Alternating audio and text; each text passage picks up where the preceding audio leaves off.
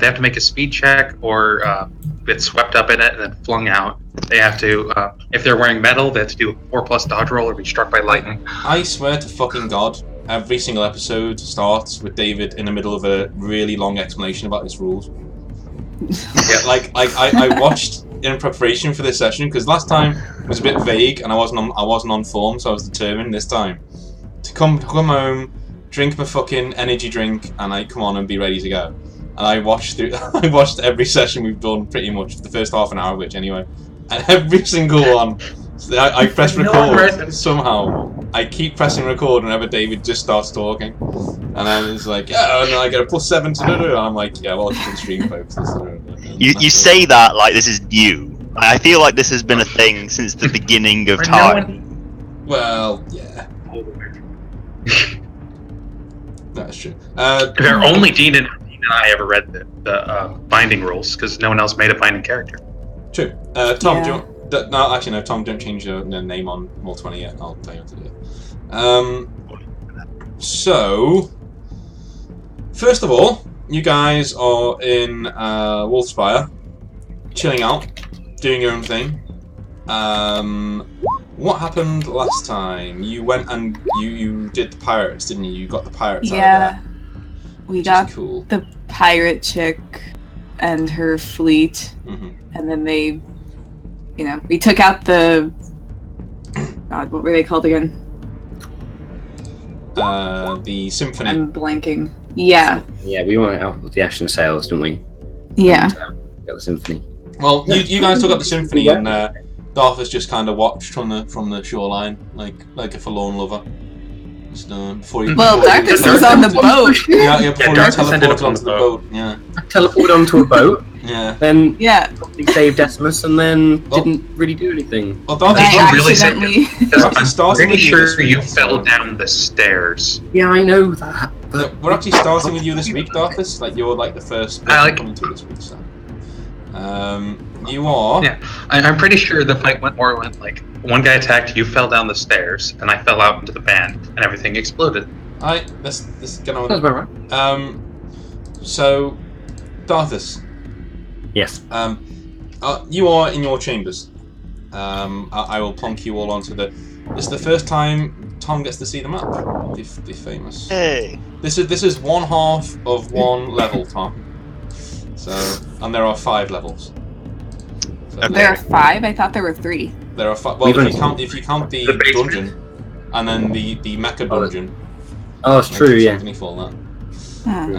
So if you can see Tom, you can see. Oh, I'll explain this later, Tom. Anyway, we'll explain when you actually get here because we can do that in the actual session. So Darthus, you are in your chambers over here. Does my head still hurt after the battle, or if we come back and recovered after that? I need to ask you a question. Okay. Is Darthus in any way a promiscuous person? A religious person? A promiscuous person. A promiscuous person? Yes. Well, that's very different to religious, so I don't know where I got that from.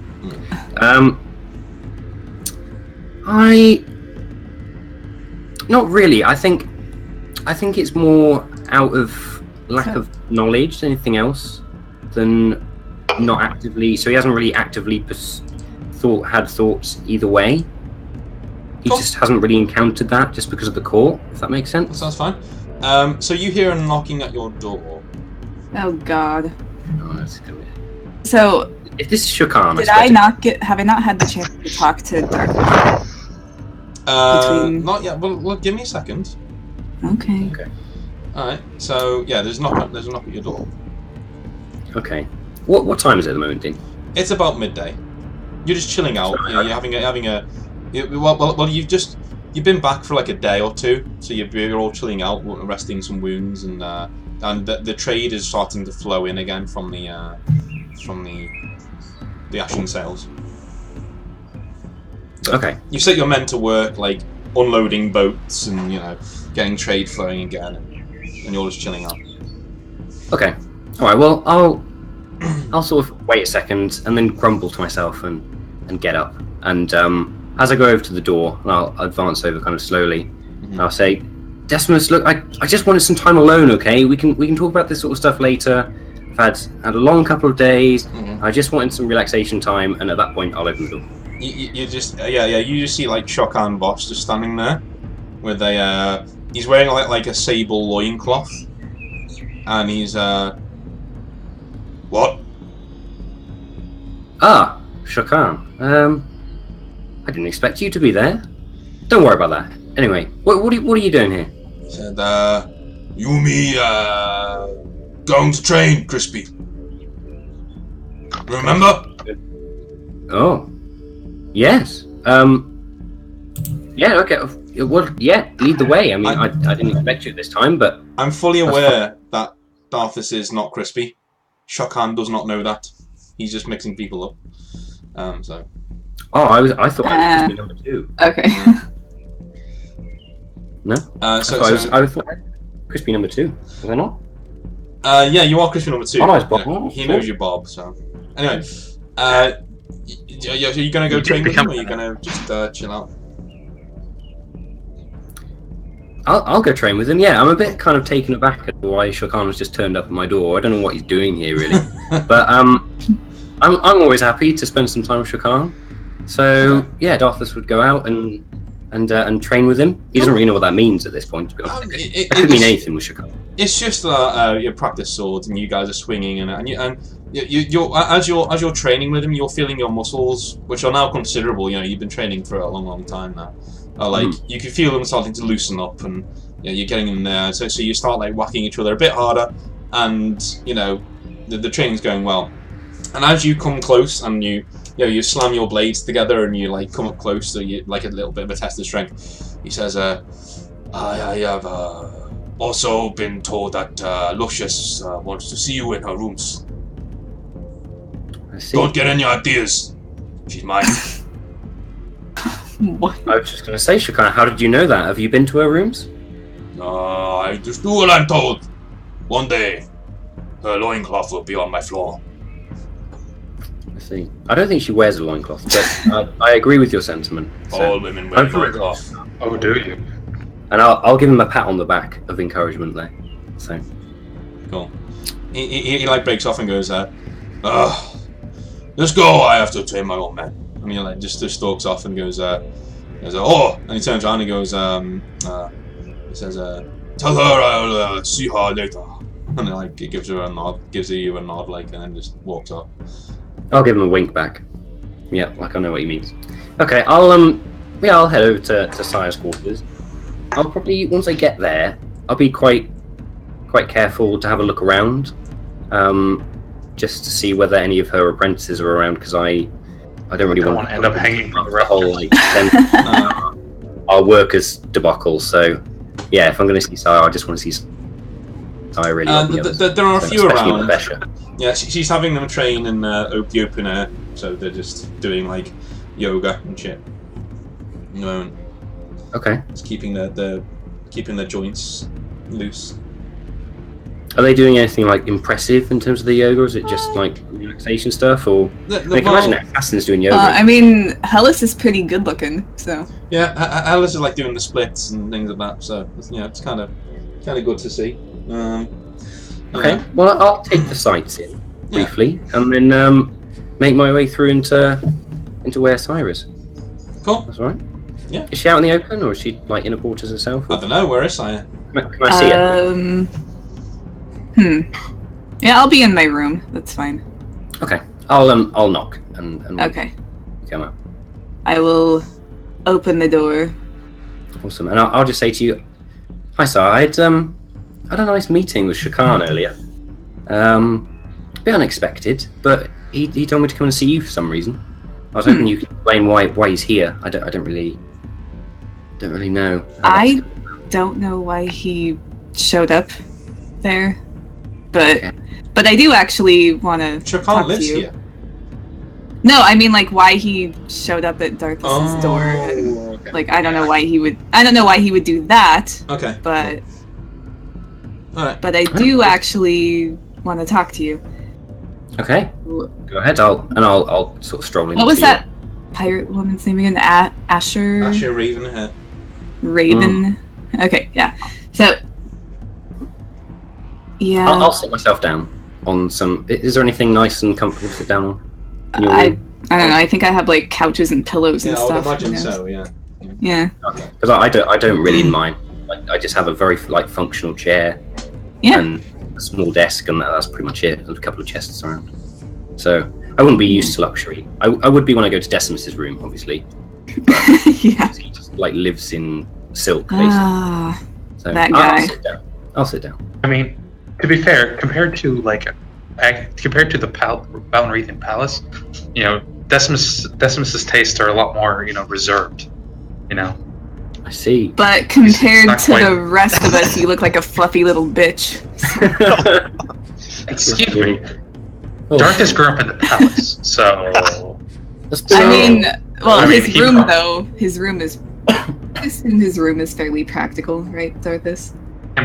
From what I understood of his backstory, so I think he's used to more fluff than even Decimus can handle. I think he's kind of forgotten. I'm just talking about our wolf spire rooms specifically, but Changing the subject. To be fair, since then I have lived in a barrel. Well, you're the first one who changed the subject. We're trying to have a conversation here. I don't know if you noticed.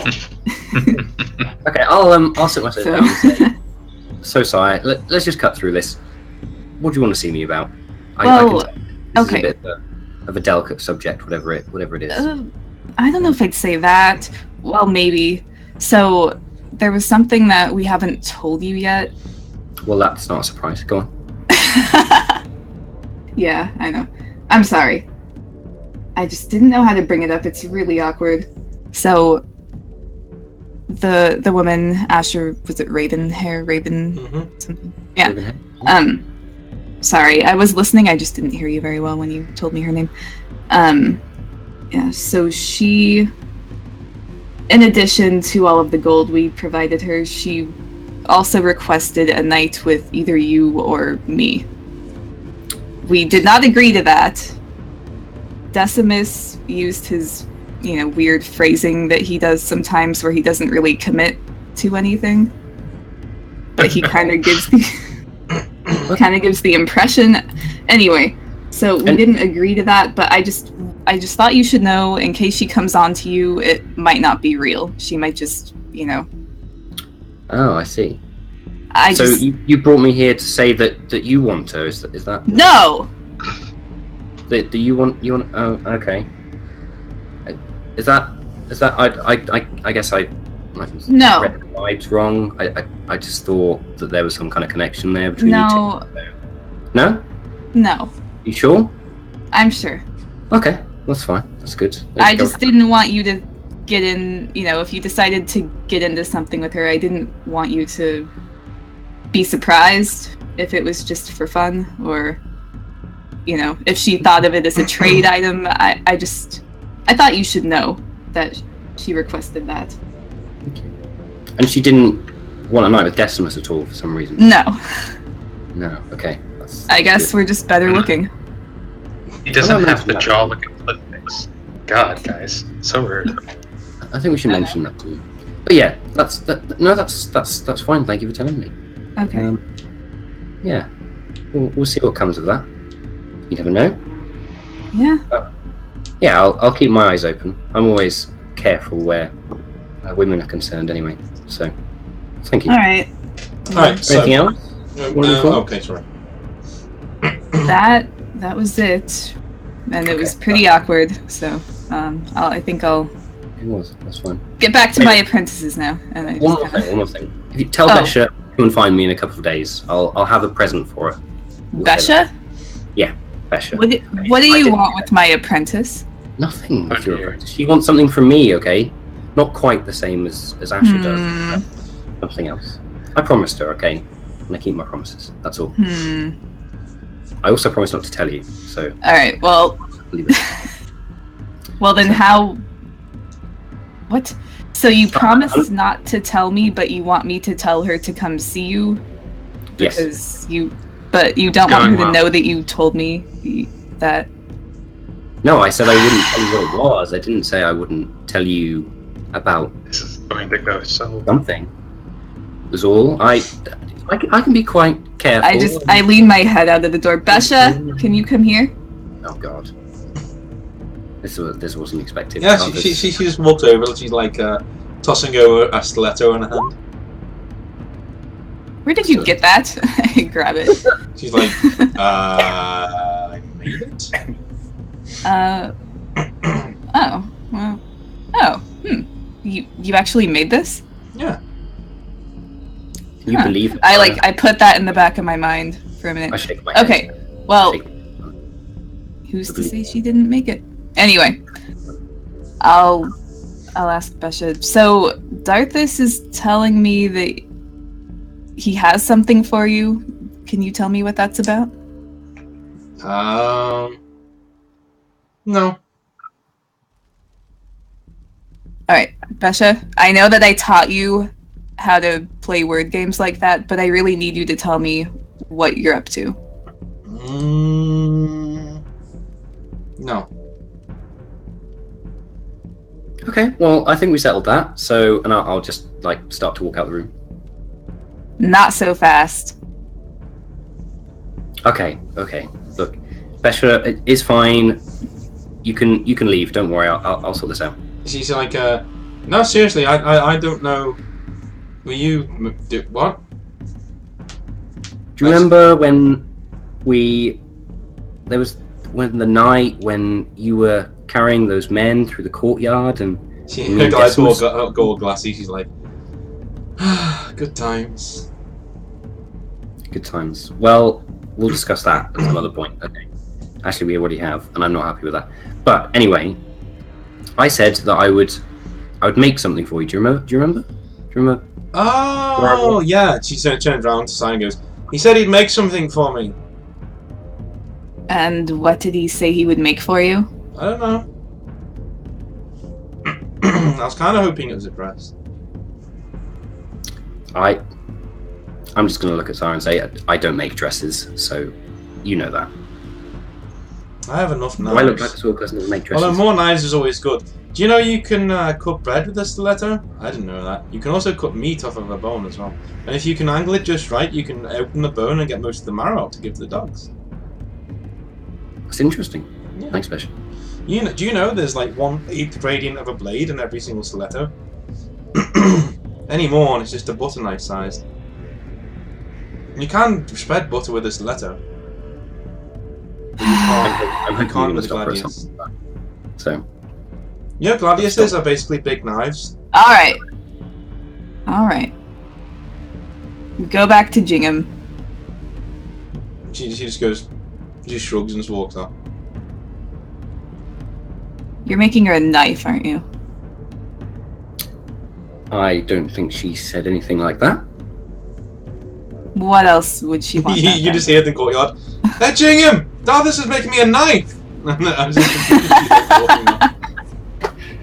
I'm just gonna plant my head in my hands. Yes, I'm gonna make her a knife. Yes. Are you unaware of the fact that we've been trying to keep them away from her while she's... No, I'm very aware of that, but right. It promised as part of that night. You know, and night, huh? She wants a nice knife, okay? It's not really much to ask for. David is like, oh baby. Alright. There's not really much to ask for, and well, I hope she could keep it, because I know you're taking her knives off her for some reason. But how much harm could she possibly do with a knife, Saga? Come on, really? I just look at Darthus dead in the eye. You have no idea. And I walk out. Okay, so Darthus, you're left by Saya. You just walked off. Are you gonna head back to your room, or are you gonna go wash? You haven't washed yet today, and your bath is in your room, basically. I feel a little bit weird because I'm standing alone in Saya's quarters, which I don't think anyone has ever done before without promptly dying afterwards. But yeah, I'll head back and wash and kind of prepare for the rest of the day, because the exertion with Shokan was quite something. So. Okay. So you head back into your room and you just start tripping off for your bath. I mean, there's another knock at your door, and your door's open, kind of, and it's Asher Ravenhead standing there, and she just looks at you and goes, "So, do you want to fuck?"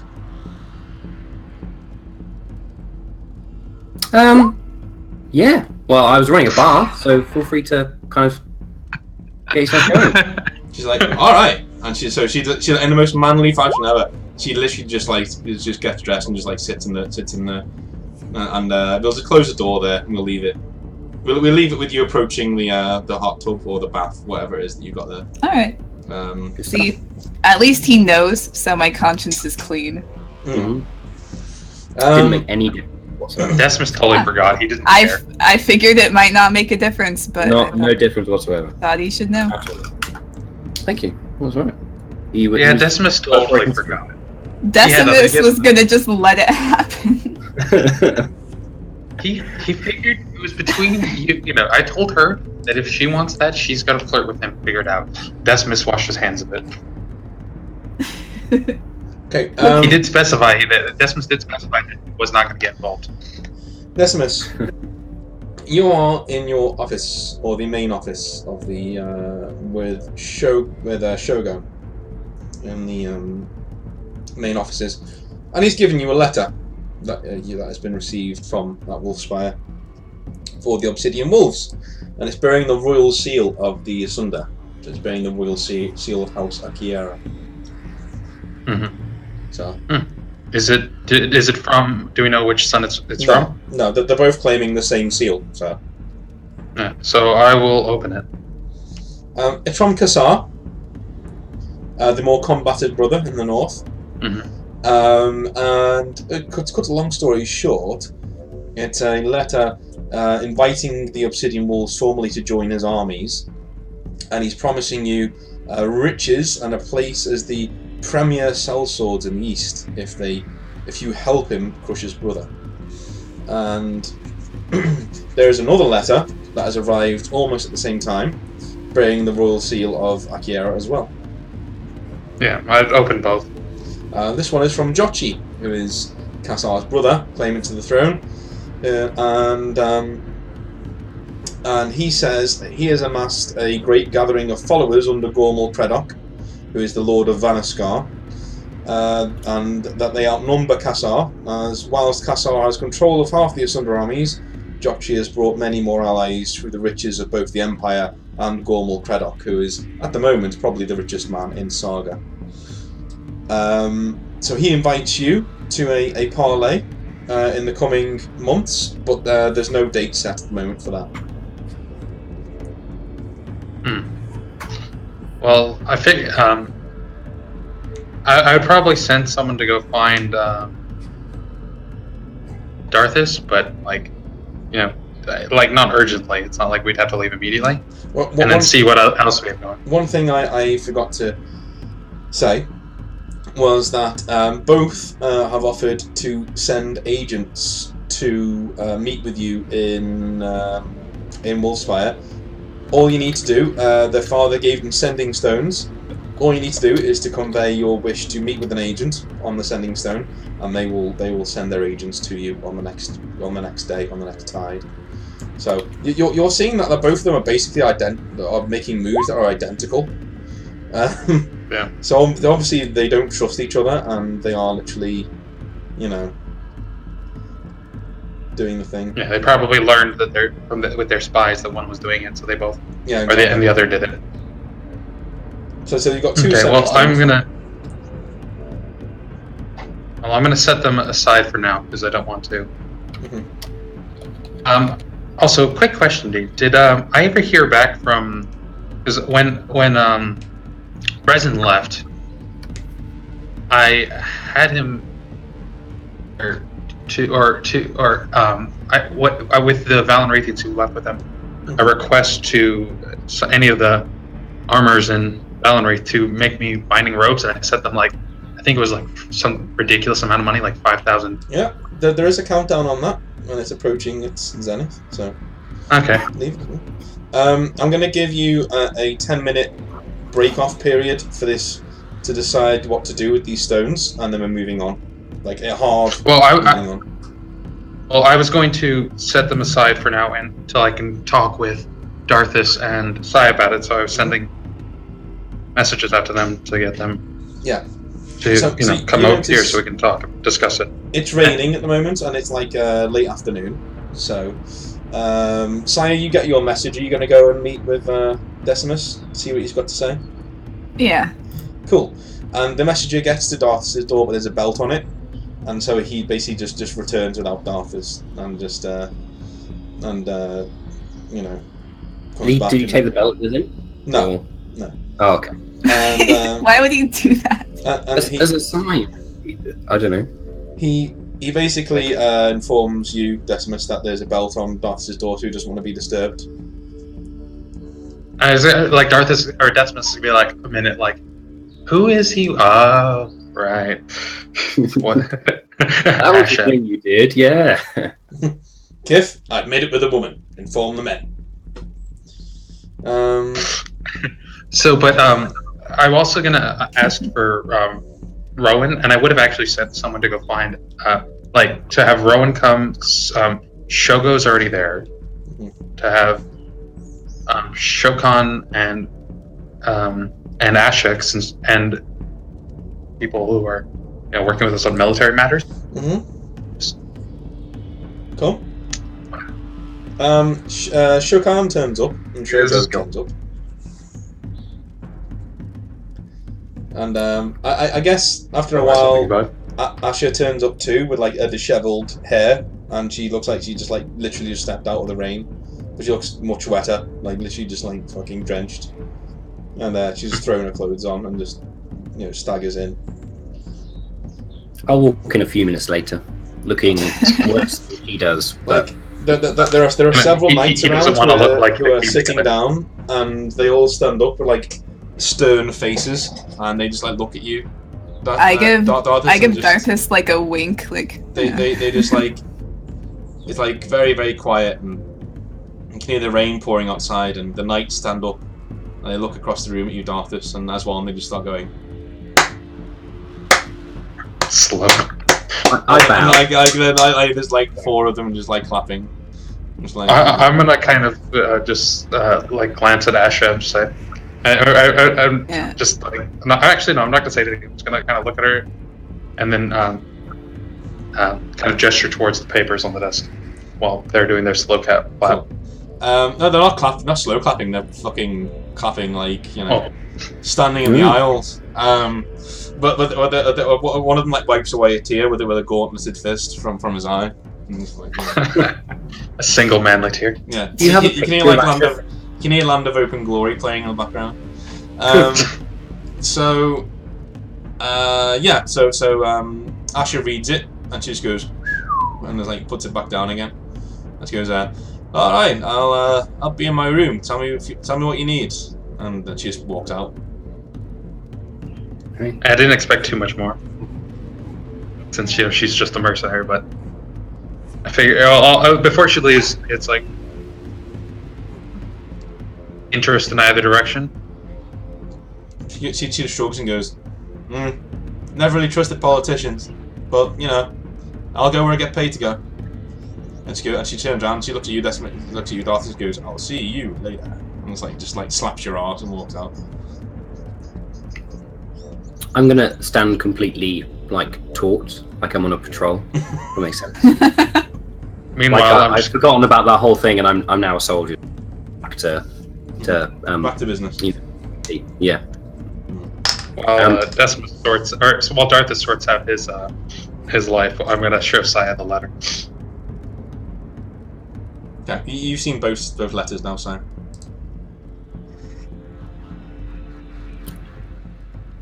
I guess I'll follow on and read them while they're talking as well. Okay. Sweet. Tell me, did you? Are Shokan or Shogo saying anything? No, they're standing there with arms folded. Well, Shokan's standing there with these fucking huge tree trunk arms just folded across his chest, and he just snorts and just goes, like he just shrugs. And Shogo is he's already read them, like studied them, and he says the calligraphy on these does indicate that they are genuine.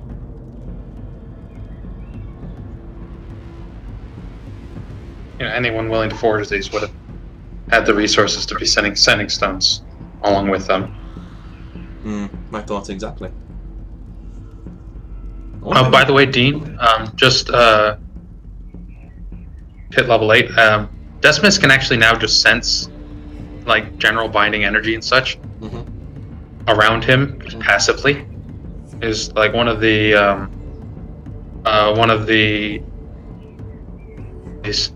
for my class. Just say that again, sorry? Yep. But yeah, so is this one. Oh, okay. Binder's perception. You can now sense binding energy in the world around you without making binding checks. This includes sensing binding uses enchanted items, sentinels, and remnants of binding use. You can also determine what kind of spell is being cast before it's completed. Okay. Yeah. Only if I have line of sight on the caster for that last bit. Okay. Do you want to know if you sense anything? Is that what you're saying? Well, no, just like I forgot to say at the beginning of the session. Well, you can feel something faint near the guardhouse, but you can see it's like a star that's being wrapped up in a blanket, like, you know, being shielded from you. And as soon as you notice it, it gets snuffed out.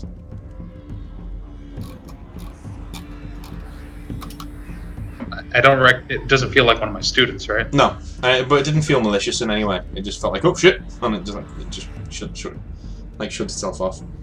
And you know, anything able to do that from you, like completely mask itself completely, is fucking end game shit.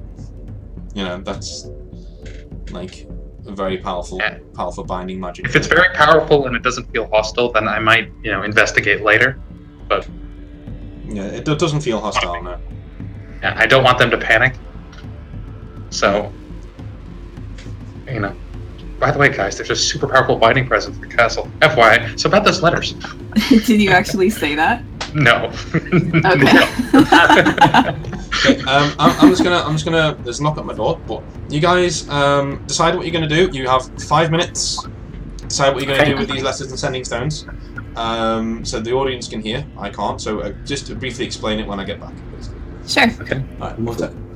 Okay, so I'm gonna say, well, I'm not exactly good at these political and binding weird artifact things, which is why I have the two of you. So let me know what you think. Well, I mean, this is more a feeling for the person, because either way, we're gonna have a big fight on our hands. On something of this scale, I doubt we're going to be able to just sit on the sidelines and wait it out. That's as much of a decision as helping. I agree. It's a difficult decision we've got to make, but for what it's worth, I've never trusted Jochi. And I think he could be bad news for us in the end. I think even if we went through and went with him and got out the other side unscathed, it might mean the end for us. I've had similar feelings about Jochi. He seems untrustworthy. Kassar, I can see, is honourable to some degree. He's a bit rash, but he seems more honest. I think so.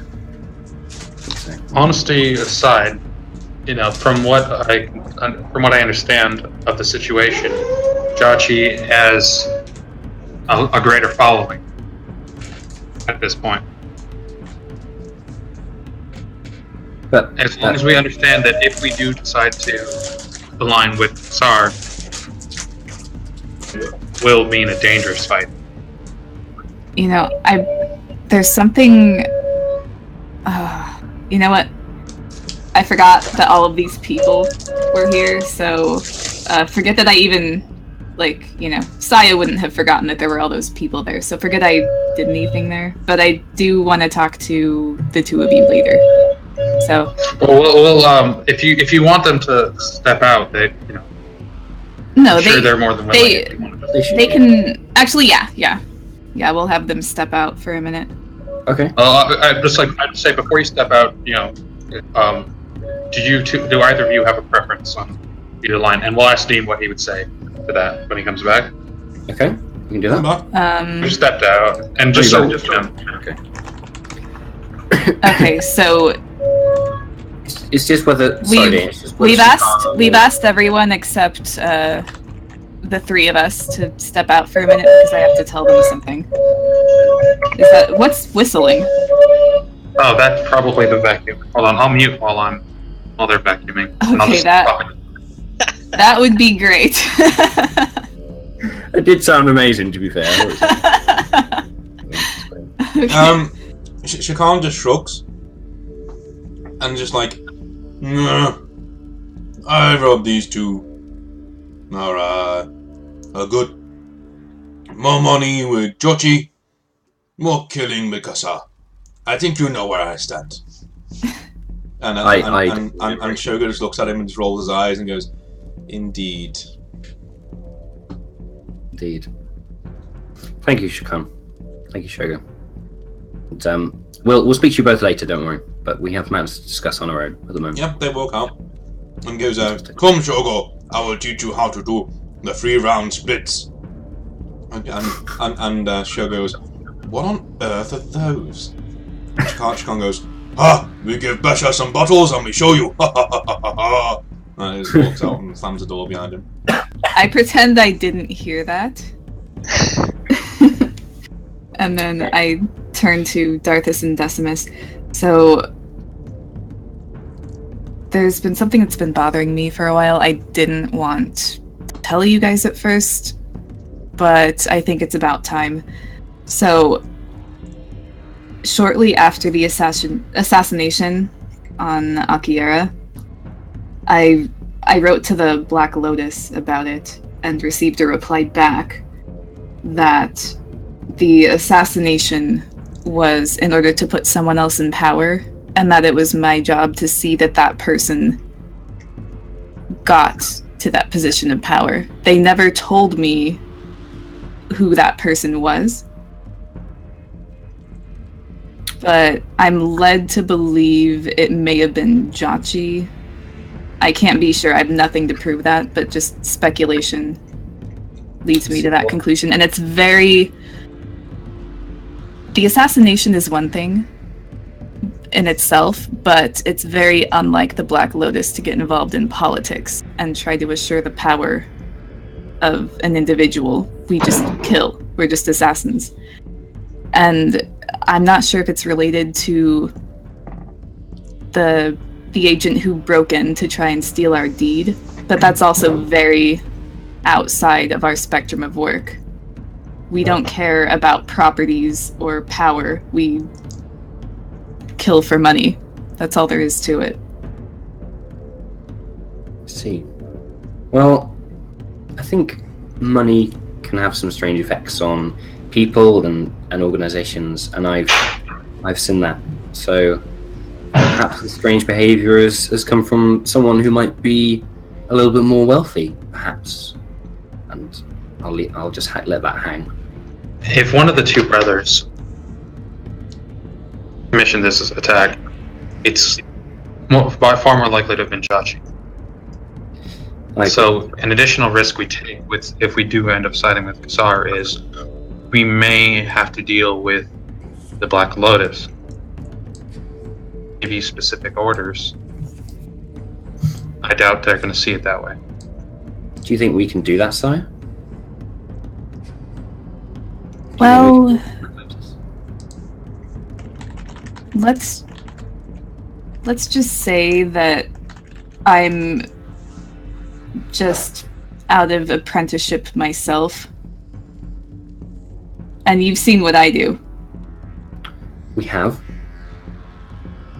In detail, sometimes. Yeah. Okay. Well, I'm not worried about Jochi. If he ever wanted to come here, we could repel an army 100 times what we have here. And we wouldn't have any trouble. But the Black Lotus is a different matter. Entirely. We just would never see them coming. And I know you've been putting a lot of time into your apprentices, and you yourself are very skilled, but we wouldn't have a chance here. We'd have to go into hiding somewhere. Somewhere even the Black Lotus wouldn't find us, and that would mean disbanding everything that we've worked for the last month. Or we could do some more investigation on... It's not the Black Lotus as a whole. There's someone pulling these strings. We got 2 and minutes, if we guys. found out who that was... I think we might end up at ends with Black Lotus, whatever we do. But that's also possible. Let's see. Well, I cannot side with the Jochi. My gut tells me that he's not honourable, and he wouldn't be good for the Valmoretian Empire. And that's ultimately my purpose here, and I think he wouldn't be good for us either, which is more important even than that. So I think either we side with Kassar or nobody from my point of view, but obviously it's not just my decision. So it's just something. Siding with nobody is, like I said before, a decision in its own. I despise corruption, so I would not side with Jochi either. I think that just happens, isn't it? Now, mind you, asks for our help specifically. He asked to meet with us. Kassar has asked for our aid. If we deny him, then it's on Josh's side. So, if it comes down to the choice, are we going to help Kassar? I think if we decide not to help, then whoever's on the winning side will make us on the losing side. And so I think action needs to be taken, and I think Kassar maybe is the only way to do that. So my vote's in for Kassar. I agree. Good. It's decided then. Well, what do you think, Decimus? You can't always depend on what we say. It's true. I'm not letting you get away with this again, like you did at the... character. Just out of character, like I do every single time. Yeah. Yeah, don't think I haven't noticed. He's learning the diplomat. Well, all right, back in character. While I agree that it's worthy, we are in for a bit of fight on our hands, and many of our troops, and possibly one of us will die in this fight. I would prefer to avoid that, if possible. I don't think it is possible. And if we're going to fight, we might as well fight on a side that... See, you're still not answering the question, Miss. If you yourself were the leader of this entire army and none of us had a vote, what would you do? I think Cassius is the only one we can trust of the two. Okay, that wasn't so hard. There we are. That's what he said. Just for a bit. So. All right. So at that note, I'll call the others in to let them know what we decided, and then use the stone. Cool. Unless Shakan or Josh or Shogo have anything to say, obviously. Well, no, they would have. Dean said what they thought on the matter, but I think they are willing to let the decision rest with us. Yeah. Okay. And I'd let Shakan doesn't flip a table. Rowan end up saying anything? Sorry, I brought Rowan in as well. I thought. No, it's fine. The Ravens. Yeah. Yeah, I think we forgot about Rowan. We kind of forgot about Rowan, but that's fine. So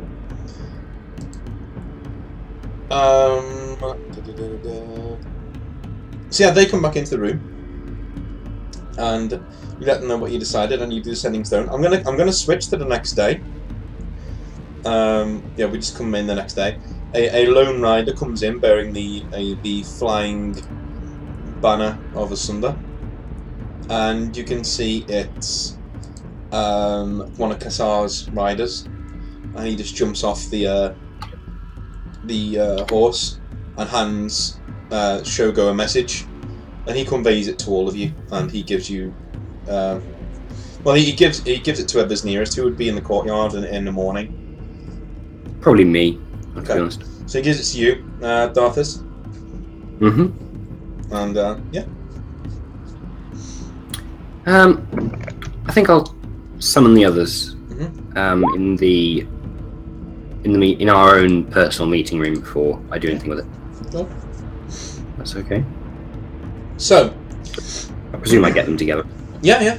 We can just. I'm just trying to quicken things up because our planning stages always take far too fucking long. They do. That's true. Right. So everyone is in the room, and you receive a message from Kassar, thanking you profusely for supporting him, and for getting back to him. And he says, I thought my brother would try something similar, so I'm glad that you resisted his tricks of the mind and decided that an honest empire, an expanding empire, is better for all. So he says, I'll cut right to it. Trade on the Kildanian mainland is suffering at the moment. There is a war going on over there, and I need it to end. If I end it, I can bring in an ally into our current fold that will let me match Jokchi's numbers. At the moment, I've got half his strength in numbers. So, I'm asking you, rather than sending you, to head to Kildanian, to head to the northern Kingdom of Raidmere, and to end the conflict that's been going on for years now between Raidmere and Morvaid. Just bring it to a close in any way you can. I don't care which side wins, as long as it's over, and you make an ally of the side that wins. And he says, Cade of Raidmere controls the rebels with his wife Corthin, from what I know, whilst Arthane and his son Dwelt, the Crimson Prince, control Morvaid. Morvaid's been rampaging over Raidmere for years, and has long since won the war, but there's a rebellion going on there that's costly for everyone involved. So bring it to an end one way or the other, and then come back. Be safe. And yeah, this is like full stop on be safe. And he signs it. He signs it Kassar Akira, Emperor of the Brimstone Empire. Okay. Well, I'm probably going to stand and take that in for a little bit, so if you guys want to do... My leader's mind would be processing it. Planning. As soon as we saw that, Decimus would probably take the letter and kind of wave to you guys to come back to the hall or our war room. And, Rowan and Asha, Shokan and Shogo, and I think that's all of our people. I think so. Yeah. I'd bring Sejanus along as well, the head of my nightly guards. Right. I wouldn't have called him in before, but I will do now. I remembered that we were missing someone, but I couldn't remember his name. Yeah, it's like I thought there was more, and I keep but I never wrote down Sejanus. Bear in mind, guys, the longer it takes to do this, the longer it takes for poor Tom, who's been sitting there for an hour, to come into the session. So, quicker the better, please. So I'm just basically the main thing I'm going to do there, when we can skip over part of it, is to determine how much of our troops we can afford to send out. Okay. I'm of the opinion that we should leave 200 here and take everything else with us. Everything. Kassar can guard our backs. We'll handle that side of things. Well, I mean, I don't know. We don't know what Kassar is going to be up to at this point. I don't think he's going to have be able to be sitting on his laurels and protecting our interests while while we're doing this. I just think that Kassar can present a front that at least can match Jokchi's in a way that we won't necessarily have to defend against. He's fairly outnumbered right now. He's noticeably outnumbered right now. The reason we're doing this is so that he can't possibly match Jokchi's numbers without this extra ally. So that's why I want to leave enough to here that'll be defended, and we'll definitely have the high ground. And I'm going to leave. Okay. Well, the other alternative is that we go quietly and we do this just ourselves. Try and use stealth as much as possible. We're going to be stopping. We're basically interfering in war. If we don't bring enough troops to make any kind of difference, then whichever side we go on is going to basically laugh at us when we say we need help back in Asunder. Let's look at the numbers. How many troops do we have total now? Is that like 1,300? Let me see. 1,359. Is that right, Jim? I think that is right. Okay. Right. Well, we can get more from the Ravens Guard. We can get more from Ash's mercenary group or Ash's ships. Mm-hmm. We're not, those people aren't part. We have a with us, but we can remember we made an agreement with Tabor in the Ravens Guard that when we need his people, he'll send us more. 1,600 you have with the fleet of Asher Ravenhair. Okay, I'll make a note of that. The quests for Wolfspire will begin again next session, by the way, in case you're wondering. Okay. Yeah, that's fine. That's cool. We're probably going to do a bit of a meet-up during the week, so we can... Yeah, I agree. That's where most of our time goes. I'm going to set up a Facebook group, so we can do the guild stuff, and then we'll, at the start of the session, we'll do like a quick 5-minute recap of what we did, and then just move on. Yeah. We could also do it in the Saga specific Discord text. Yeah, but it's when channel. everyone's available. Not everyone's. Anyway, so yeah. Asher Ravenhair strides into the room and says, Scuttlebutt tells me you guys will be leaving pretty soon. And she looks over to Shogo, who just looks at her like, what the fuck, I told you not to say anything. That kind of a look. And she says, well, actually, sorry, Dean, real quick. When we got this message, I wanted to have called all of them in to discuss. Okay. Well, I'll change that then. And she basically just says, well, I'm guessing you'll be needing a ship or two. I guess I can spare you one ship, but approaching a war zone with a fleet? Bad news. Oh, yeah. How many troops? I know that one. Decimus. Yeah, I agree. Understandable. How many of our troops would be able to bring on that without? A skeleton crew at best. We don't want to be attracting attention. Listen, if you're that pissy in your breeches, I'll sail it myself. Okay, I'll take 10 of my best men.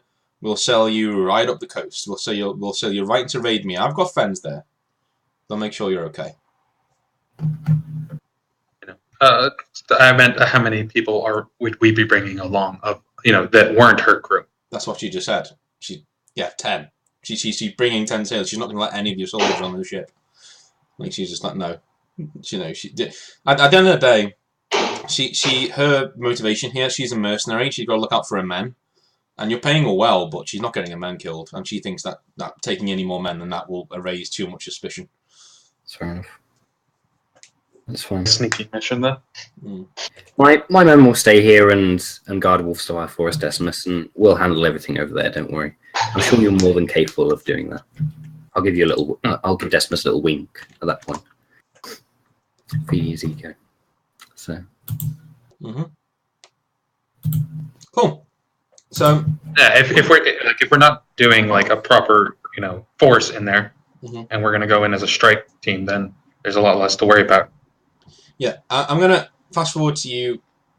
I mean, I think are you gonna take her offer? I mean, you don't need to. You can do your own boat if you wish, or you can sail your own boat. No, I'm very keen to. Okay. For various reasons. Well, of course you are. Before we leave, I'd like to get more information on the situation there from whatever sources we can before we head out. Just because I want to know. In a day,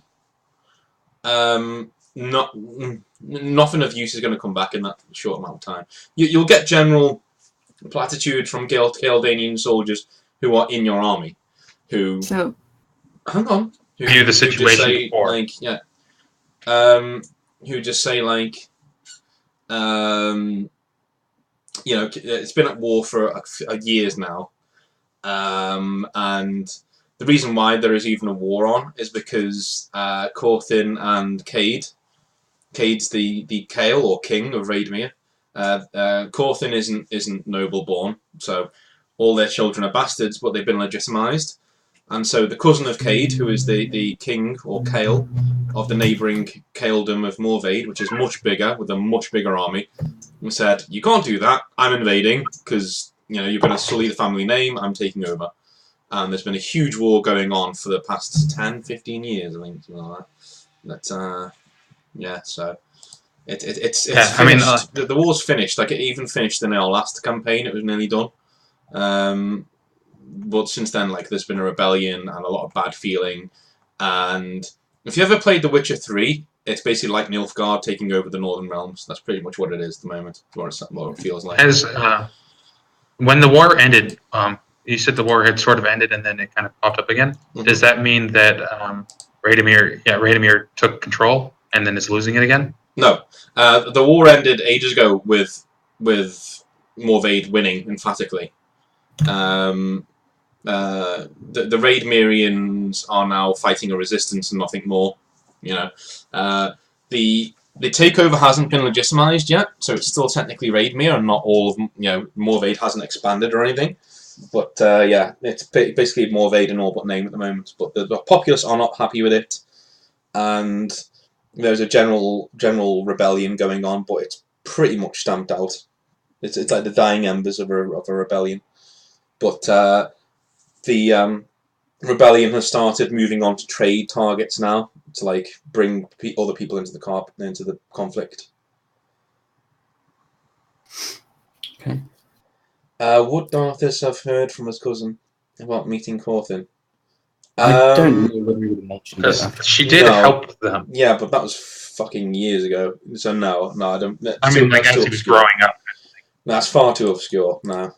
She didn't make that much of an impression. She just said, "Can you go and do this for me?" And they did.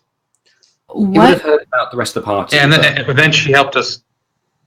We nearly got killed by a dragon, and then we out of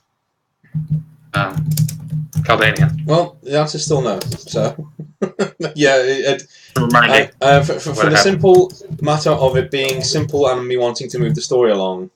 Not the story, but the session along. No, there's no, Sorry? I agree with that. It has been... didn't you? Well, I didn't say that you guys were still talking, so...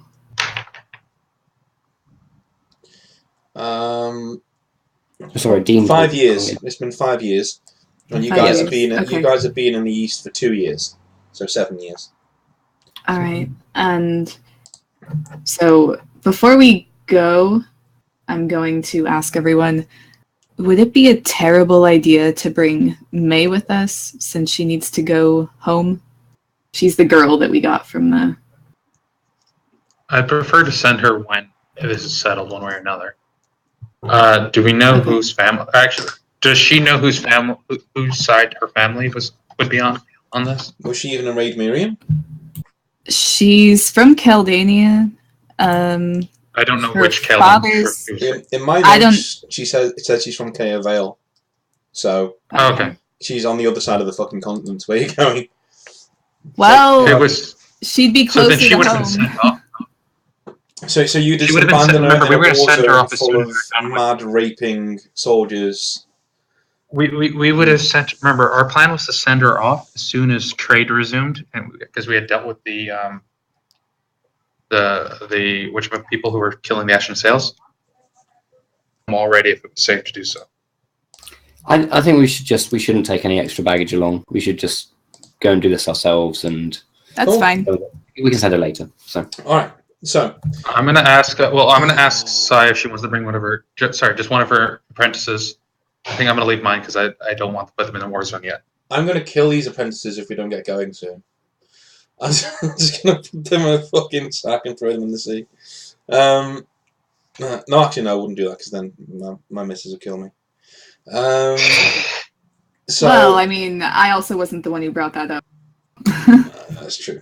So yeah, in the morning, you guys are on the boat. I'm sorry it seems like I'm railroading you, but again, these planning sessions take too long. Like, we need to be a lot quicker. So, you guys are on the boat in the morning, and you sail for Kildanian. So, I'm going to give you the Kildanian music, which I think is probably the best music I've ever heard in a video game, apart from Kuja's theme in Final Fantasy IX. Apart from that. And the Snake Eater theme, apart from that. No. Okay. Let's do this then. Cool. So, it takes a couple of days to get down there, and Saya, I want you to roll a perception check for me. Alright. Sorry, I was putting the music on. I love this. Perception.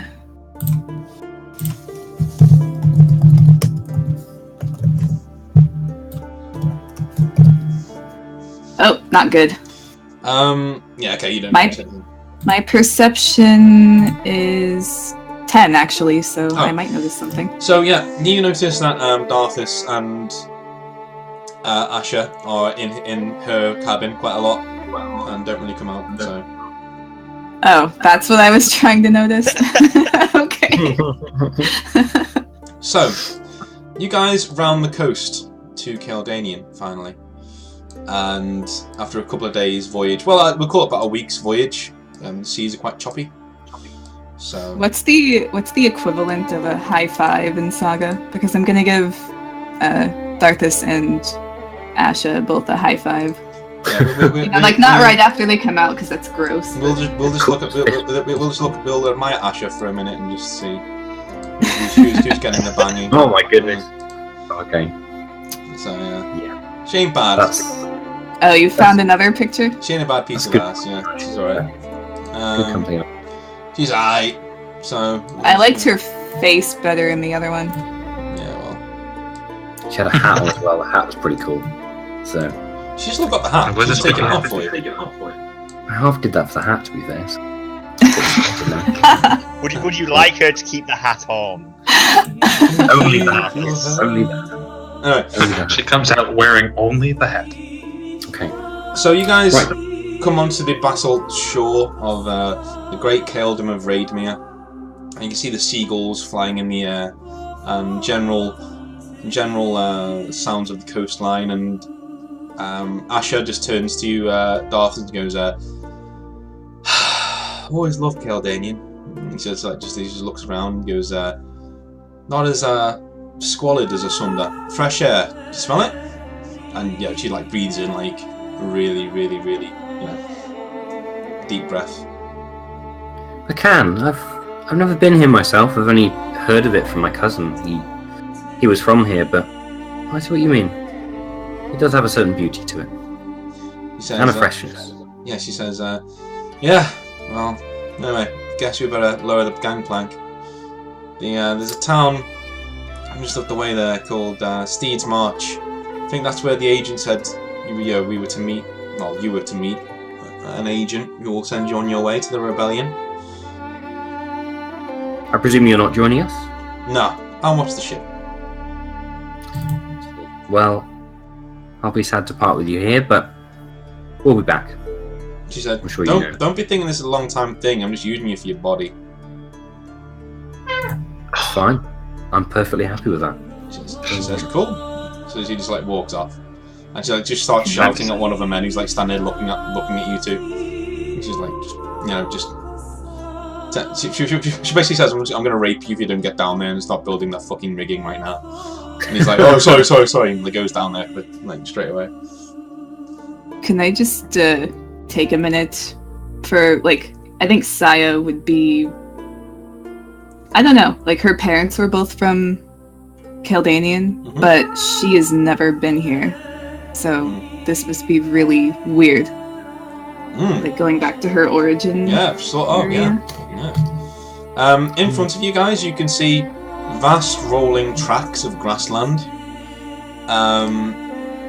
And you can see different bits of smoke on the horizon, but mainly you can see these vast rolling hills all the way around. And there's this jagged coastline that it gives away. Just when the picture ends, it gives away to this grassland. You can see wild horses just running around the place. Herds of them just like streaming across different parts of the plains. And in the distance, you can see a town that is on an outcrop of land, which you assume is the one you're supposed to be going to. Okay, let's head out there. I don't think I will have packed everything up ready to go. I don't want to hang around any longer than we need to. I'm quite keen to get out, be off the ship. Bloody ship. Okay, so Darthis, your boots crunch as they smash into the floor, and you just like look up. Have you got Dawn Daybringer on you?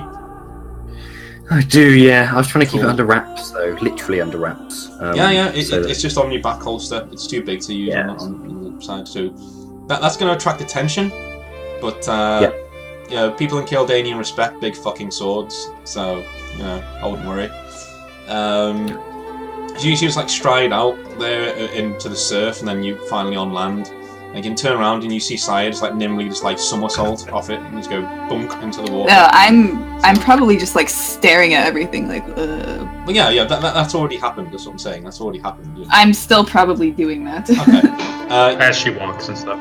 Yeah. So you see Decimus is not moving. He's like looking at the gangplank like. Decimus. Well, he's not really looking at the gangplank. He's just kind of looking into the distance, like, goddamn sentinels. Because he's been here before, and he's run in. He's had to avoid sentinels on more than one occasion. He's not had to fight any of them, but he's had to avoid them. Mm-hmm. He knows they're bad news. And he's gonna sigh after a minute and then follow you guys out. Okay. So, how much older than you is Logan, Darthis? Logan is 7+. He's probably like 45 now. I think. Yeah, something like that. So. Okay, so he's quite a bit older than you. Yeah. Yeah, like maybe like 40, and I'm about 23, 24. A fair bit older. Yeah.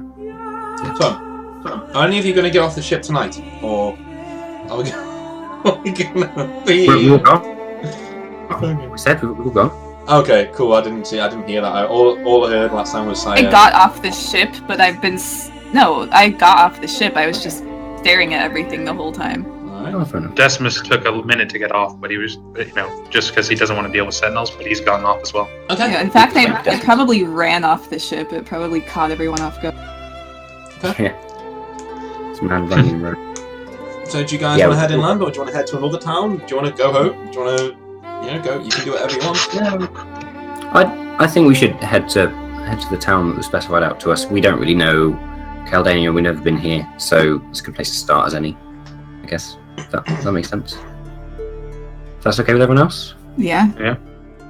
Okay.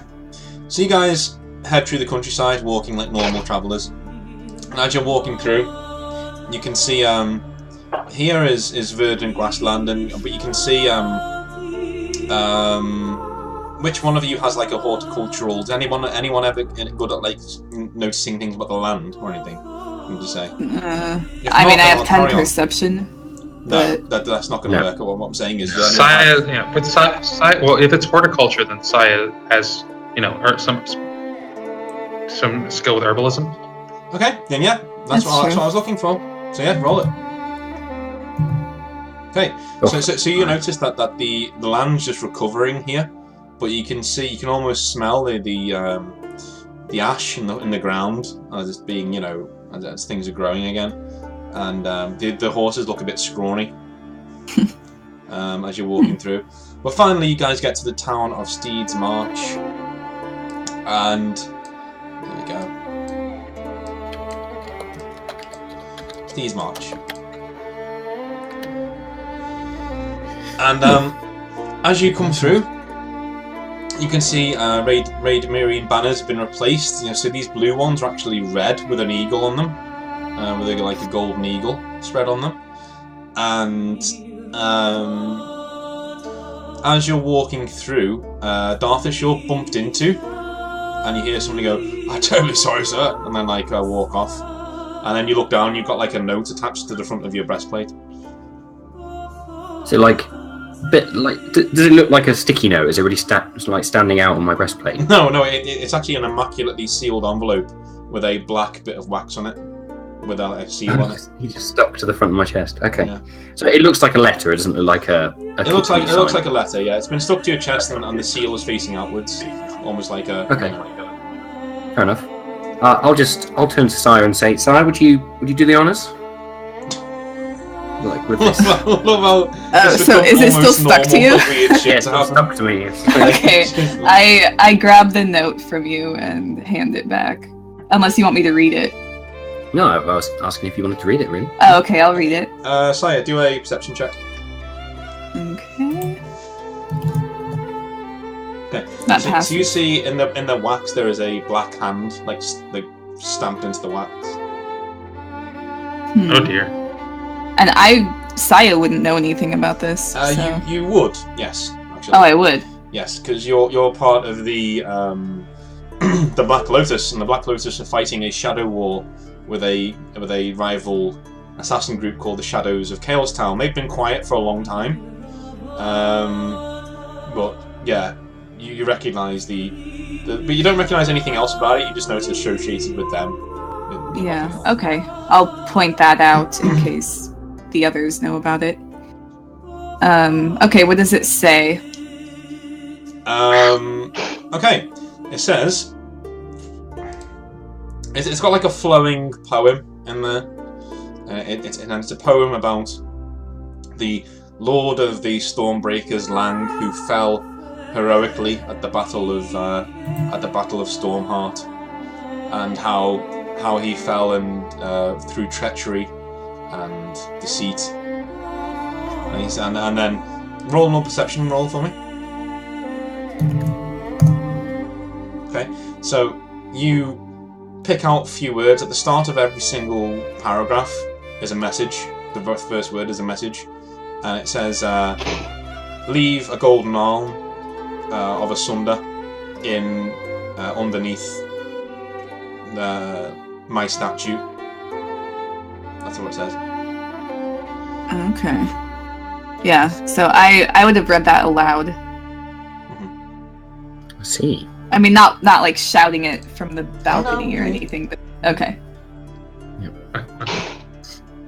Well, you both know Darth is a little bit slow, so take a little bit of time. So, do you think I don't think we can afford to make enemies. Do I see any statues? In the town square, yes. There's a statue of a man. He looks like he's from either Menchai or Gensen. And he's standing there with a bow, and he looks very regal. He's looking off into the distance with his hair like flowing behind him. And he says, "Lang, first Lord Commander of the Stormbreakers, fell at the Battle of the Stormheart," with a date on it. Alright, so I'll take out one of my Asunder golden arms and say, well, shall we? I think we should. Alright. No reason not to. So I place it at the specified place. Cool. And nothing happens. Good stuff. Okay. Maybe we have to leave for it to, I don't know. Maybe we should. Tom, could you roll a ranged combat attack for me, please? Ah, shit. Yeah. That's just D100, isn't it? Yeah. You couldn't have just said perception. I succeed. Oh shit! Yeah. There is a man in front of you, Sire, eating an apple, and the apple just flies out of his hand and goes sticking into the arse of the statue of Lang, like that. And you can see it's like a crossbow bolt, and it's got another note attached to it. All right. And the apple's still attached to the bolt as well. And you can hear the man go, "Oh, somebody just shot me!" Can I see where the arrow came from? That was such a good roll that no, you cannot. Okay. Here's the knight. Alright, so I'll quickly take the note and get on the other side of the statue that the arrow's not sticking into. Tom, you from your sniping spot, you'd laugh at this fucking amateur waddling behind the statue. He's like, "I'm just gonna wait here. I could wait you over there." But then you just fuck off, basically. Waddling behind. You know what I mean? Like, yeah. But to something like that, then yes, it would be waddling. You'll understand. Whatever. My speed is 10. You'll get to know later. Okay. Yeah. So you read the note, and it says, "Come back at midnight."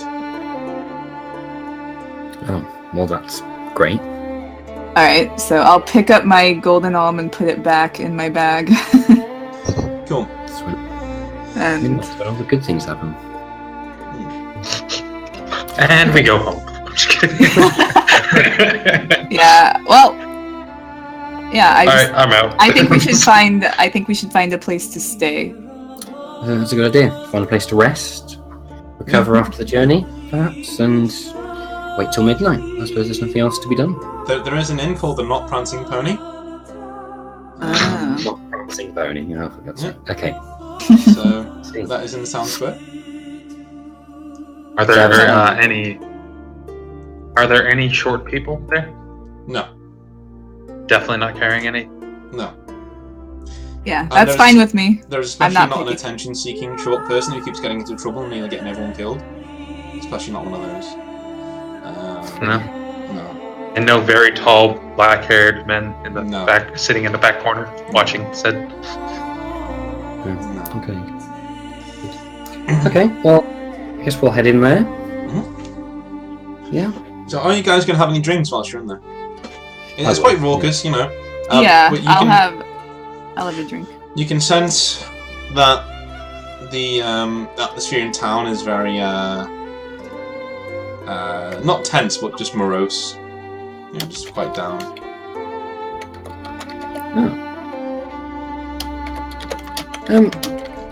Do we hear anything in terms of conversation? I can imagine it's quite loud in there, so we might not be able to pick anything out. But anything particularly as to why it's quite morose in the town?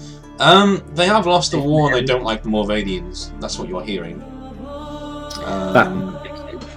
Yeah, they don't like Morvade. A lot of them are drinking to the health of Cade secretly. But as soon as a few Crimson Legionaries come in, who are basically Roman legionaries on steroids, as soon as a few of the Crimson Legion of Morvade come in, because they've been guarding the town, then everything gets hushed up and they just like go back to the drinks and stuff. Decimus is actually going to go and buy like a just plain black cloak to wear over his robes, so that, you know, the robes are clearly like binding user robes, and he does not want to look like a clearly a binding user person. We're at about 9 o'clock. There's no real stores open. I'm gonna say right now, like, no one's gonna look at you and go, "Binding user, he's got a pointy hat." Like, it's... Oh, I'm just worried I'm not worried about the general people. I'm just worried that if we run into Sentinels, this is just something he would have thought of right after landing.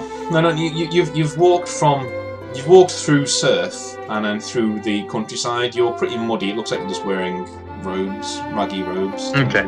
Well, he'll worry about that the other day then. Yeah, it's fair enough. So midnight comes around, or close to midnight comes around. Mm-hmm. So. All right. We head out. Are you going to try not to be snuck up on this time? What? Are you going to try not to be snuck up on this time? And I just keep walking. Mm-hmm. I might just turn to you. We're taking the Darthus. We're going to do the Darthus approach to this then. Just stand in front of the fountain and wait. Well, I was just going to say, does Sai want to take a less direct route, and Decimus and I may do the traditional Darthus route? Yeah, go for it. Okay, does that sound good? Yeah. No point us trying to hide in the shadows, is there? Well, I mean, you know, I've got 9 speed. I remember you falling off of the side of the mountain last time, Decimus. Maybe let me handle this one. One time. Do you see any cliffs? Okay. So I'll do try to scale. We are heading into the town square. Yes. So you get to the statue, and there's no one there at this moment. And Tom, you can write your name in the Roll20, and you can appear wherever you like, and you can enter however you like into our lovely Saga family. Okay, so I'd like to think that just a road man just walks up to the fountain and says, a lovely evening, don't you think? I think you have a very fluid concept of evening, my friend. Who are you? What can we do for you? Well, I heard that there were some adventurers coming into town. And, well, I heard about your mission to, end the war and all that good stuff. Thought I might help. Okay. Help? And who are you to offer us help? At that moment, I kind of come out of wherever I posted myself and say, "How did you know?" Yes. Decided to finally show yourself. You should have stayed in the shadows. How do you know I'm not here to kill you? I can handle myself. I'm sure you can. I sort of look you up and down and say, Black Lotus. Huh? Can't say I admire your choice, but...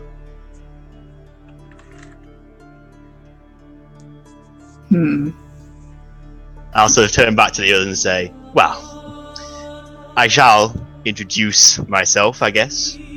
I am Hassan Ishtar.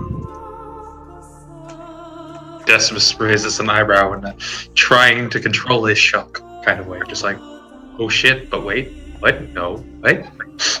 Because he's heard the stories. Everyone has. I haven't. Well, to be honest, the whole point of Hassan is that you heard no stories.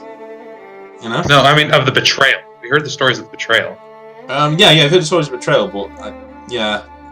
I haven't heard shit, so. I mean, you may have heard stories of betrayal, but remember, like, this was kind of a regional conflict. I know it was a big deal to us because we were playing through the campaign. Oh yeah. But to people in Valenreath and anywhere else now, there's nothing. I suppose, yeah.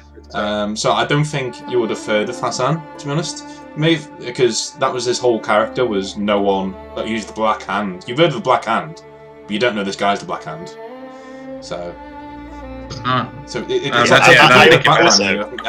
heard of Bruce Wayne. Also, I will be wearing gloves. Yes. Okay. Actually physically have a black hand, but you can't see it. But okay, yeah, no, because while Decimus has been through a crazy war zone, like, you know, here, so he definitely wouldn't have been where the stories were most, prominent. Okay. I probably would have heard his name, but not really very much about what he did from Logan. So I think what I'd do is I'd turn to him and say, Hassan, my friend, I've heard a little about you from my cousin, who you no doubt know. Yes, Logan. Yes, indeed. Well, I haven't heard very much about you, Hassan, but it seems that no one has. That at all, in fact. Is that by design? Of course. But as much as I would love to stand around the fountain, and while I did enjoy the cloak and daggers of this, shall we retire to somewhere more comfortable? I believe you have booked rooms in the non-prancing pony, correct? We have. If that's your idea of comfortable, then let's go. Let's get you in there. Let's go. Okay. I need you to also subtract 100 gold for your rooms. Okay. Those are expensive rooms. Yeah, I was gonna say. It's wartime, my friend. Fair enough. You're basically taking rooms from the Crimson Legion. So. Where's the rich one? What are you talking about? 100 gold. Do you even have 100 gold? Yeah, I've got $3,000, but you guys haven't. You guys have got like tens of thousands of gold. Yeah, Hassan, you're basically smelling the money at this stage. You're just like, I oh, have 10, yeah. I've got a 10 and then nearly a second. Yeah. So yeah, you will. Although I probably didn't bring. You can just fast forward to you being in your rooms. It's fine. Yeah, that's okay. I presume we will meet in one of our rooms, and Hassan would be there rather than us just sleeping and not talking. Yeah. So I don't know if Decimus's room sounds good. If he's happy with that, let's do that. Yeah. Okay. We are all in Decimus's room. Excellent. Go for it. So, Stan, I presume that you called us here for a purpose. Would you care to share that with us? Well, I hear that you're coming here to end the war and win allies for your friends back in Asunder. I thought I might be able to help you with that. And why would you want to help us with that? Wow. What's in it for you? Yeah, I'm just a good Samaritan. Good Samaritan that meets us at a fountain at midnight. I don't know if I completely buy that. Elaborate. Well, Shot us with the crossbow when he shot the apple. Let's hear what he has to say. I grin at that. It's right now just like, let's hear what he has to say. Well, first, so we can move on. I must know, who are you going to support? What do you have on the sides so we can come to a decision on who's worth supporting? Well, I have to be honest. Let's face it. They have conquered the land. The resistance, in my opinion, don't really have much of a shout. Then again, I've been known to be wrong on occasion. So, it really depends whether you want and go for something easy, or take a bit more of a risk, support the Vaedmerians, and maybe get more out of it. I feel like they'd be a lot more grateful if you helped them. There's something appealing about an underdog, don't you think? Definitely. Is Darthus enjoying the little love story? You know, man marries the woman he loves instead of the royalty. Don't know. Drawing conclusions there. It's fine. But anyway, Decimus just is to get troops back to Asunder. Mm-hmm. What are the chances of the current the incumbents actually leave them? Well, the Vaedmerians wouldn't, but they would certainly be very grateful. But Vadians, you feel like they've already won. It might spare you a few. They certainly wouldn't be as grateful. I see. We need the troops. That's our main goal. I think, like you say, Hassan, Morvaid might not be able to provide that, or might not be willing to provide that. They could win this war without our help. Do you not agree, Decimus? What are you getting out of this? Like you said, he's a good Samaritan. Good old Yes. Hassan. Laugh at Good that. Samaritan. He's a good Samaritan. Actually, gonna laugh at No, that. I heard that line. I'm still asking the question. Oh, fair enough. I just sort of smile and say, well, let's just say I'd like to find a place somewhere. Yeah. And I feel like if I help you, whichever side you help, you might be willing to give me that place.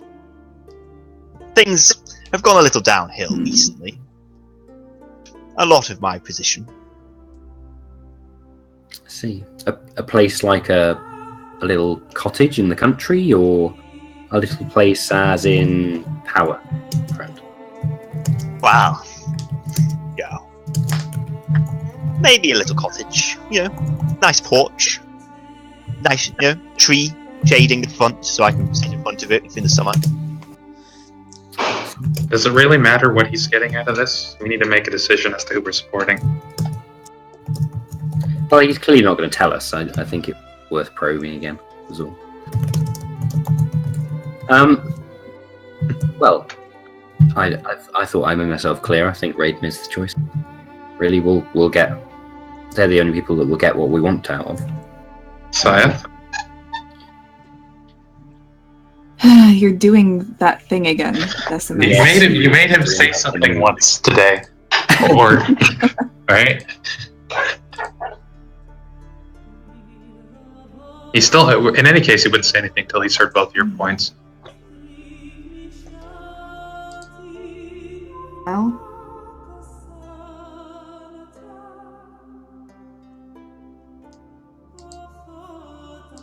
you know, I would rather hear what you think first.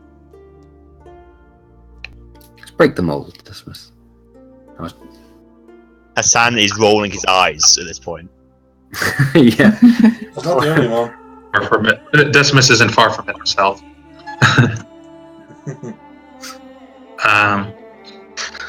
So he's like, either we help the underdog and potentially get a bigger percentage of what they have to bear to help us, to help the person in his power who may ignore what help we provide.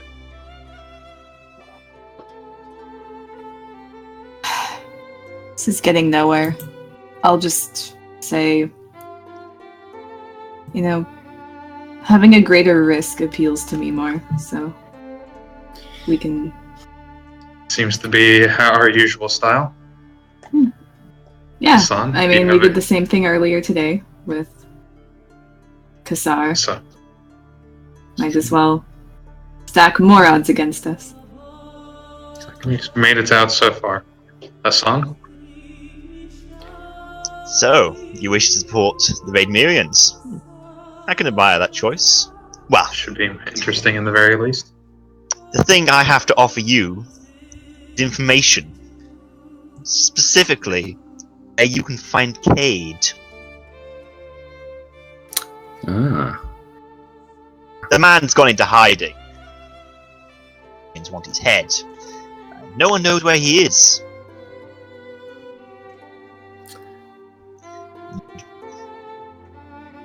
Offer yourselves to him, and definitely help your cause in upstarting this rebellion and winning it for the Raidmerians. Would be a mighty blow to the Morvadians, that's true. Well, Shall we be on our way tonight, or shall we wait for the morning? I leave that up to you. Personally, I don't really need sleep. I think we should head out tonight. There's no need to delay with something this important. If Hassan's information is good, we had some time to rest when we got here, anyways. It's true. Yeah. Okay. Hassan, lead the way, if you will. Very well. So, our character, I have no idea where he is. So, You do. yeah, I know in haven't character. actually told Tom is I- the person who's not there. Out of character, I don't know where he is. Ah, so I just know that I know where he is. Oh, But cool. I don't know where. I know. I will move you. Knowing. I will move you along then. Hassan takes Yeah. you into the countryside, and you can see, especially you, Sire. You can see that when he's moving into shadow, he kind of disappears for a bit and then comes back again, whenever darkness passes over him. And as an assassin, you're like, oh, I could probably use that. But then, you think about whatever you're thinking. Is it different than normal in the shadows, or is he No. just really good at hiding? He's really good at hiding. Okay. And whenever he goes, it's almost like he's practicing. Whenever he goes into a shadow, you stop hearing his footsteps, and then he just appears on the other side of the shadow again. That sort of thing. Eventually you get to an alcove in the countryside, and you're walking through the countryside. Alright. So I'm jealous, but in a very spiteful way, of his ability to hide in shadows. Like that motherfucker. So yeah, you're looking at this as at night time. Dawn is on its way, and there are weapons strewn around, and lots of there's a random knight just milling around. You must be looking for his comrades or evidence of someone's death or something like that. Anyway, you're passing by, and eventually you make your way up this slope that we can see here into this. It's not really a mountain; it's just more of like a really jagged hill. And once you're in there, you're stopped by 2 Raidmerian soldiers who level their spears at you. And, yeah. They just level their spears. They seem to be guarding an alcove of some sort. Well, I would leave it to Hassan to make the introductions. Yeah, they're like, who goes there? I'll draw Daybringer. That's fine. Is it a particularly bright sword? Yes. It's a very bright sword. Yeah, reasonably, yeah. I look back at the brightness and I'm like, what the hell? Back to the soldier. I'm like, greetings, gentlemen. I've brought some people to see Cade. Like, Jesus Christ, it's a shadow. Right. Alright, send him in. You leave your weapons here, though. Including that, whatever that is. You know, it points towards, Daybringer. I will not leave this weapon. Is If you need me to stay out here, I will, but I will not leave it. No matter what you say. He's like, well, alright then, Miss Pretty Pants. Just sit there and rest of you come with me. I will. I'll stay away. I'm like, Darthus, it's bonded to you. For a moment. what? Huh? Okay, well, What? Yeah, if we have to leave our weapons, What the fuck was that? What? I It's missed it bonded to too. you. You stop talking at the same time, okay? I can't hear 2 people at once. One person talk, please. What was that? I said his weapon. I told Darthus it's bonded, like Daybringer is bonded to him. Oh, It'll okay. be safe. Fair enough. Yeah, sorry. Yeah, go on. So, And it'll be safe out there. cool. If we have to leave our weapons behind, I'll ask Darthus, would you mind holding these? I'll hold all your weapons, yeah. I'll have to stay outside, though. Sarpedon's weapon. Alone. I mean, Not having you don't have to because it's bonded to you.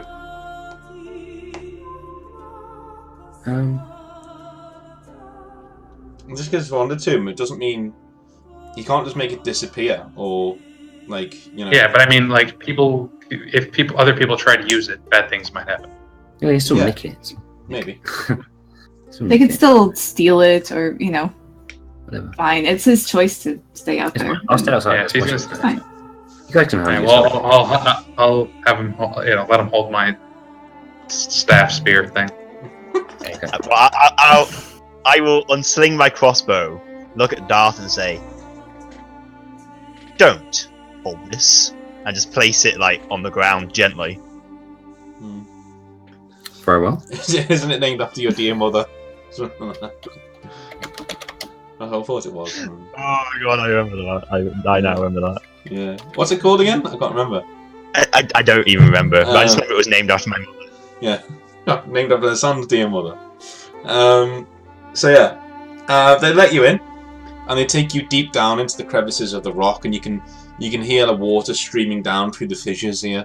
And you're going down, and you're seeing like campfires and tables, and people sharpening swords and talking about the war. A few people going, fucking Morvadians. And he's saying, yeah, no, there's some massacre outside. We couldn't even go and help them. Got to keep the Kale safe. And he's like, what about his daughter, though? And the other one goes, shut up, fucking outsiders. And the other also look at you as you go past. And you guys head down deeper into the actual crevice until finally the guard says, wait here, and goes into round the corner. And looks in, and then comes out and goes, right, you can go in. I'll sort of bow my head and head in. Cool. Follow. Yeah. Cool. So you go in there and you see there is a man, looks worn by war, basically. He has a scar down one side of his face that goes down to his eye and then over and down to his cheek. And he's got blonde hair, close cropped, looks quite well built, and he's like leaning over this table, and there's a crown on the table. and he's just looking over this map, and he's just like, and he turns around to another person and goes, "They can't be there, Tobias. Just find me another route. She's got to be here somewhere."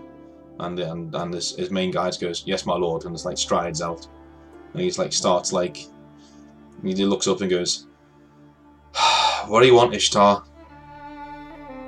It's good to see you again, Cade. I've brought some friends. They wish to talk to you. He says, wait, 1 second. If anyone gets that reference, congrats. So, yes, he looks up and says, about what? No riddles, Hassan. I don't have time. Neither do we. No riddles. Just like Decimus just breaks in, neither do we. I'm just a Decimus Orcus of the Wolfspire.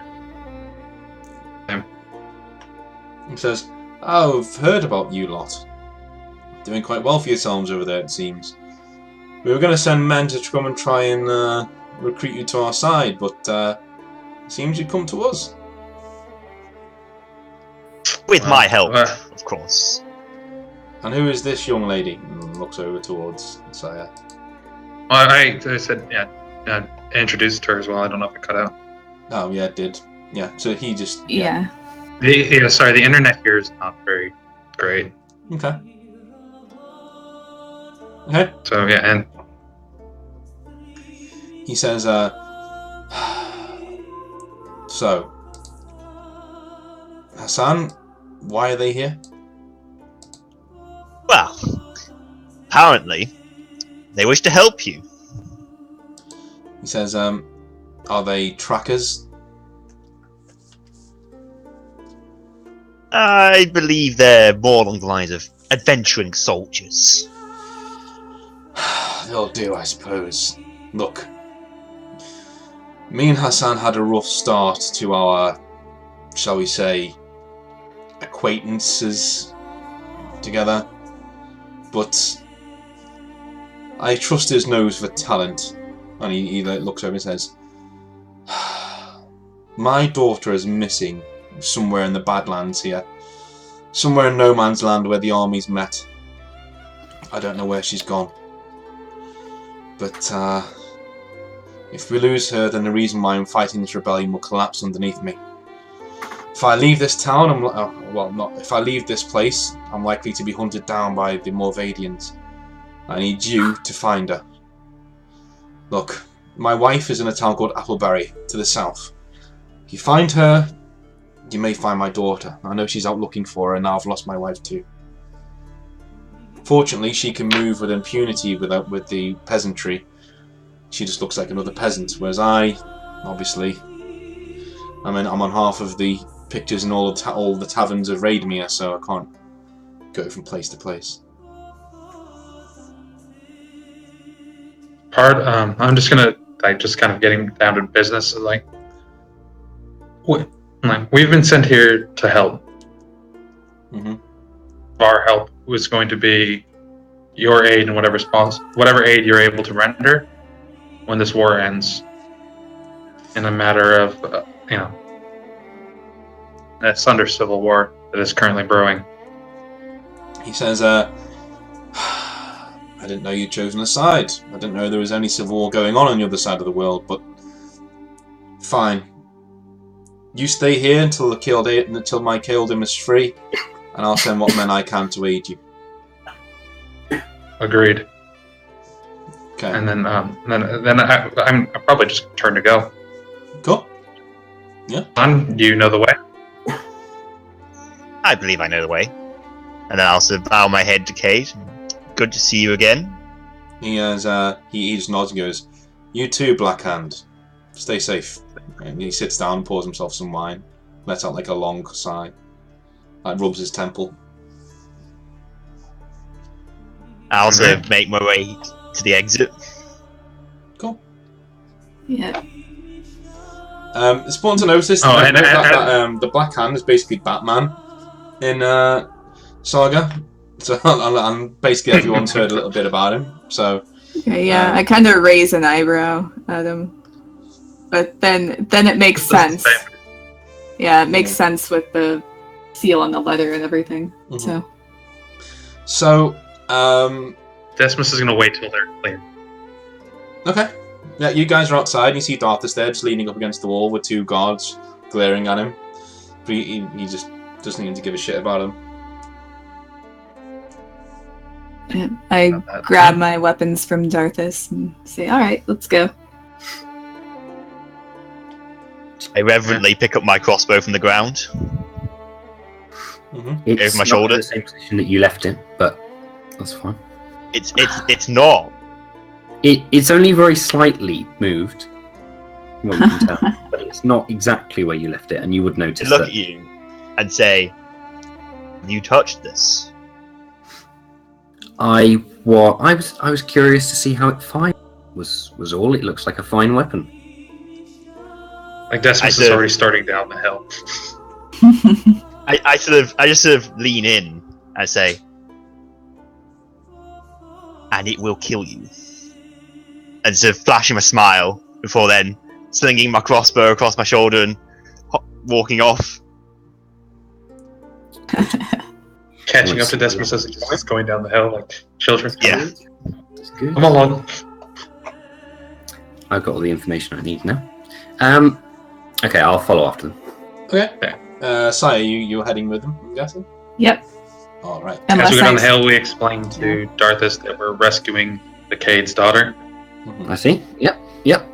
Makes sense. But we're going to meet up with his wife Yes. too. Get some more info. Well, once we're out of earshot of the camp, I'll say, "So, we're planning on visiting Corthan, right? I suppose. Is that the plan?" But I already know where she is or anything, but, it'd be nice to see her again. Sorry, the character. I'm like, oh, yes. I do actually know where the Cade's daughter is currently, which will make this whole quest way easier. Did you happen to have something to do with that, Hassan? At all? Well, I wouldn't really be at liberty to discuss. Black Hand has his hands in many unsavory businesses. So I hear. Wow. You seem to know a lot of things. Wow, knowledge is power. I don't know if you've heard that one before, but it's one of my favorites. Darth doesn't. How did you know I was Black Lotus when you saw me? Well, I mean, you clearly have the build of an assassin, the look of someone who spent a lot of time in Men's Shy, so I put 2 and 2. Well, Saya is Keldanian, so she's Yeah, going to be really confused by that. But you would have a tan, I imagine, having spent And most of your life there. Well, I have clothing my style would reflect And you that clothe as well. in the style of Men's Shy. I have my hood up all the time, so I'm still pretty. But okay. But in the same way that Saya would be able to tell these things about someone else. Yeah. Like you recognize Right. assassins when you see them, and you can generally take. Just kind of process of elimination by Yeah. looking at me. But anyways, Yeah, Decimus is going. I'm saying this as an excuse, but really I know who all of you are in advance in great detail. So Yeah, I'm just hiding my. Chatting. I'm kind of getting that, and you seem to know where people are and all these things, but, I'll accept your answer for now. If we're done That's- chit chatting, Yeah. Wait, where is she then, Hassan? Where is Corthan? I can step in there. So, Hassan, in fact, Hassan, I will type this to you on Facebook, so you'll know roughly where people are, and what they're doing, so you can give away the information at your leisure. Where are you? There you are. There you go. So.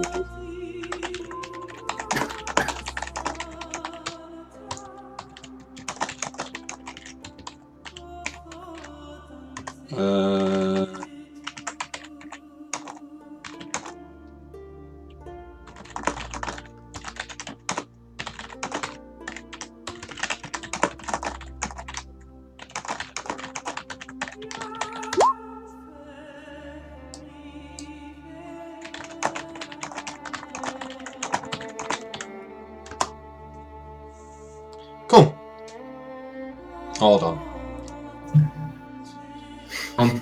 Yeah. As he reads that, the first thing Decimus wants to know is if the detour to pick up the wife is worth, like, not way out of the way, or if the daughter's like close, and then then we'd probably just grab the daughter first, and then see to the wife. Okay, so I'll sort of say, oh, Corthan. No, I meant Ryan. The daughter. To make this really easy. But I know. I thought from what you said earlier. Oh, Corthan's off somewhere in being sieged or something. But the daughter, I know where she is. We can go straight there. Would it be worth from your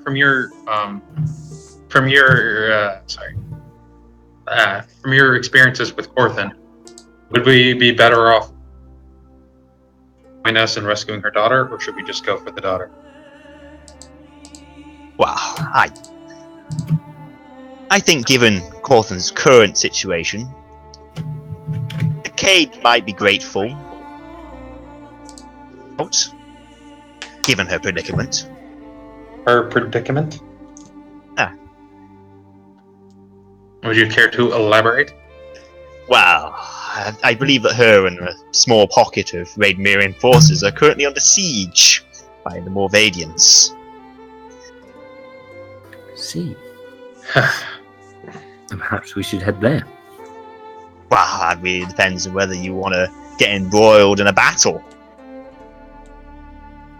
Or whether you want to take the easy road and go straight for Rayan. Do you know much of the movement? Go on. Huh? Sorry, what did you say? Do you know much of the movement of any sentinels in this area?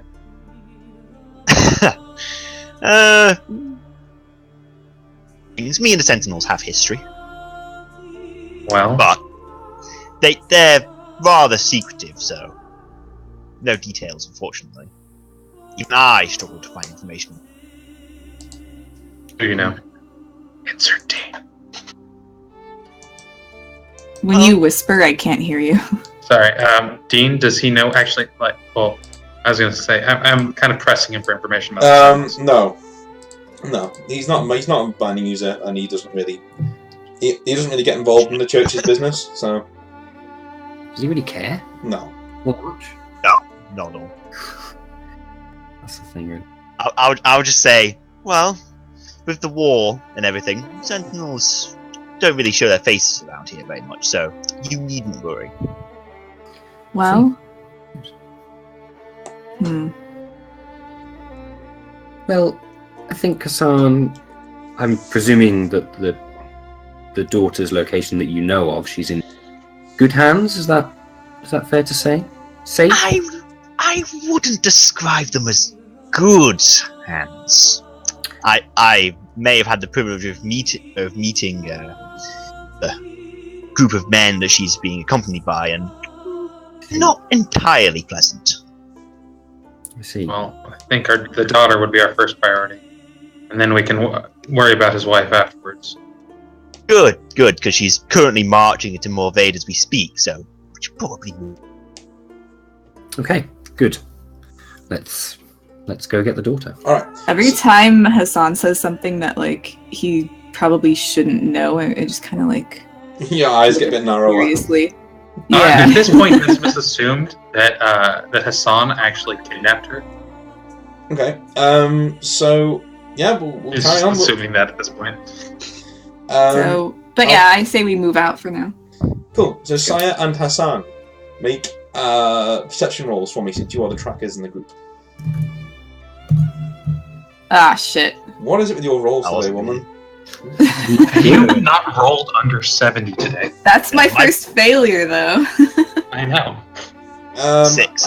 Hassan, you haven't. Yeah. You guys have lost the trail already, so you have to roll another 2 checks each, please. I am curious as to how well you're hiding the fact that you both managed to lose the trail. There we go. I passed both of them. Okay, so, Sire, you are convinced, I mean vehemently convinced, that to go west around a hillock and into a set of woodland areas is where where they took rain. Whereas Hassan, you are deadly convinced that going all the way around the hillock and carrying straight on towards the border with Morvaid is where they took rain. Well, it's a success though, so maybe I don't know. I guess you can. You just know that you think it's that way. I'm not determining anything. You guys gotta decide yourselves. Well, No. I rolled a 99, which is a success, but that means something bad happens. But the way that you're describing it makes it sound like I'm wrong, which is not a mountain range. So. See, the problem is, Decimus doesn't trust Hassan. Must trust Saya. Yeah, I think I'd go with Sire as well. Right. I sort of go, we need to head east around this hillock. Come on. I guess that's a bad enough consequence that I make everyone go the wrong way.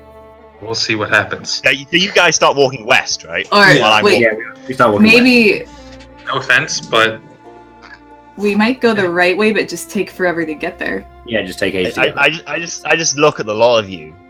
Where are you going? We're following. They're already in the tree line. This is fine. No, I would he doesn't also immediately be like Hassan in our position. Over your, would you trust you over one of your own? Alright. Well, good luck getting lost. And I'll just keep walking. Okay, cool. So, Yep. Hassan, you are heading onwards. We'll follow the other guys for just a second. You guys lose Hassan in the tree line. And you break out on the other side of the tree line, and you see a town which is surrounded by a mercenary force of black banners, and they're currently assaulting the town. Like they're running up to the town and throwing, it's not really. It's like a Motte and Bailey. It's not really a large town, but yeah, it's being assaulted by a small force of men, and. The people inside the town are sallying out, and you see there's archers on the walls, firing down into the mercenaries. So, what would you like to do? Do we recognize the? Do we recognize? You can recognize the banner of Raidmere above the walls. Oh, okay. I see. And Darthus, you have some mercenary. And you will know this mercenary band, the Forlorn Bastards. You know that your cousin served with them for a while. And so that they're obviously fighting for Morvaid here, and they're attacking this township. Yeah, but they did kind of throw us out. Not you. I'm going to stride forward a little faster and walk towards the scene. Okay. Bear in mind when you say stuff like that, there are people watching and they'll be confused as fuck. I'm confused when you say stuff like that too. So, yeah. Sorry. Yeah, that's why. Sorry about that. For those of you who don't know, that was in the last campaign. So, so go ahead. What are you guys going to do? I'm striding on a little faster towards the scene that's in front of us, waiting for the others to decide. I'm going to follow Darthus's lead because he has more experience with this specific sort of thing. I'm just gonna kind of mumble to myself. It seems we found the life. Yep. I'm just guessing from what Hassan said about her being under siege. Darthus, a few of the attackers turn off and see you jogging towards them, and they just run towards you with their axes and swords raised. How far are we from them? You're about 50 feet away now. Are we from the main group? Yeah, about 50 feet away. Oh, okay. Then actually, try to make a hurricane appear in the middle of their troops. Okay. Well, who's got the highest initiative?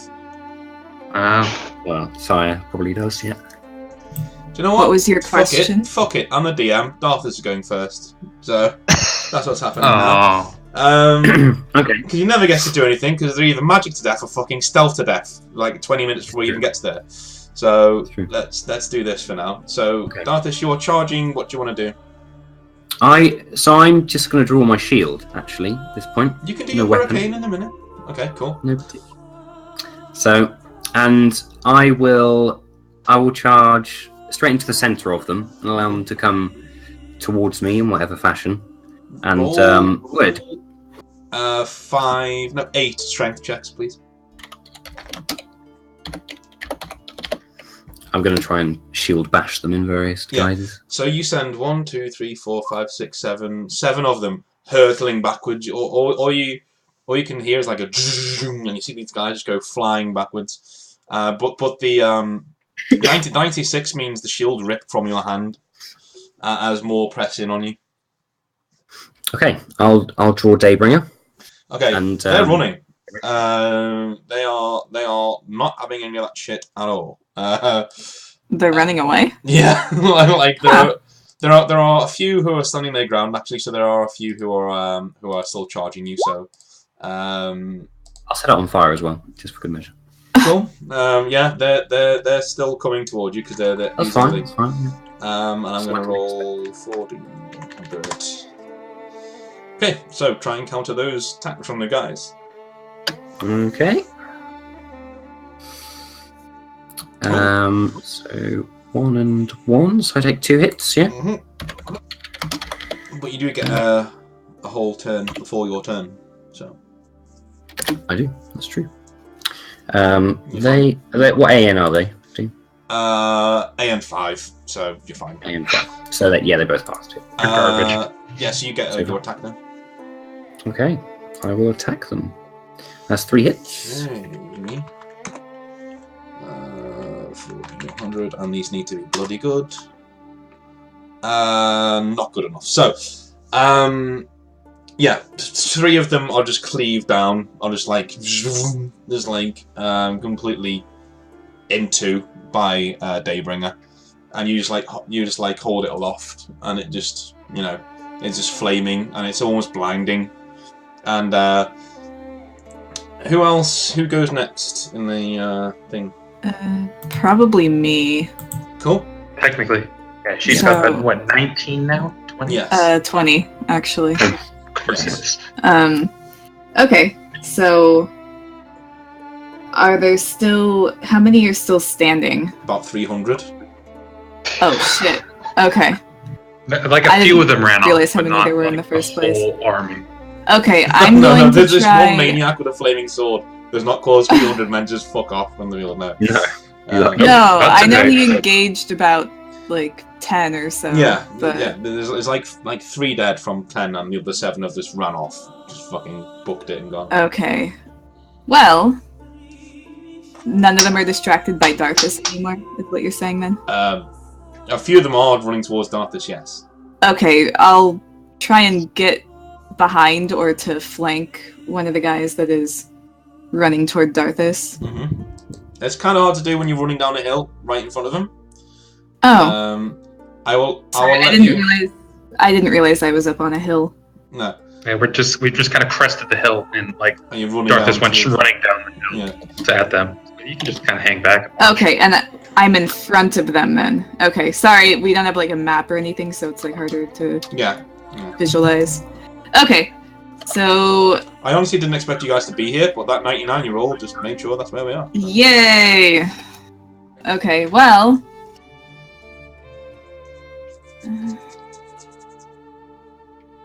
I don't know. I'd probably help you fight Darthis, so I'm just gonna go down and that is meta, to be honest. stab one of the guys. You have a lot of speed, you don't have to be sneaking all the time. Him. Yeah, no, I know. Yeah. So, yeah, I'm just going to run you're down. You're probably actually just watching us, just like, what are you guys doing? Yeah, I'm just gonna run down and stab one of the guys that is running toward Darthis. Cool. So yeah, I did read that, Tom, by the way, so cool. Alright, So roll your... How many attacks do you get? I think I get... I get 4 now, actually. Okay, so roll 4. Plus your offhand, yeah? Oh. Oh yeah, plus my offhand. Thank you. Cool. Alright.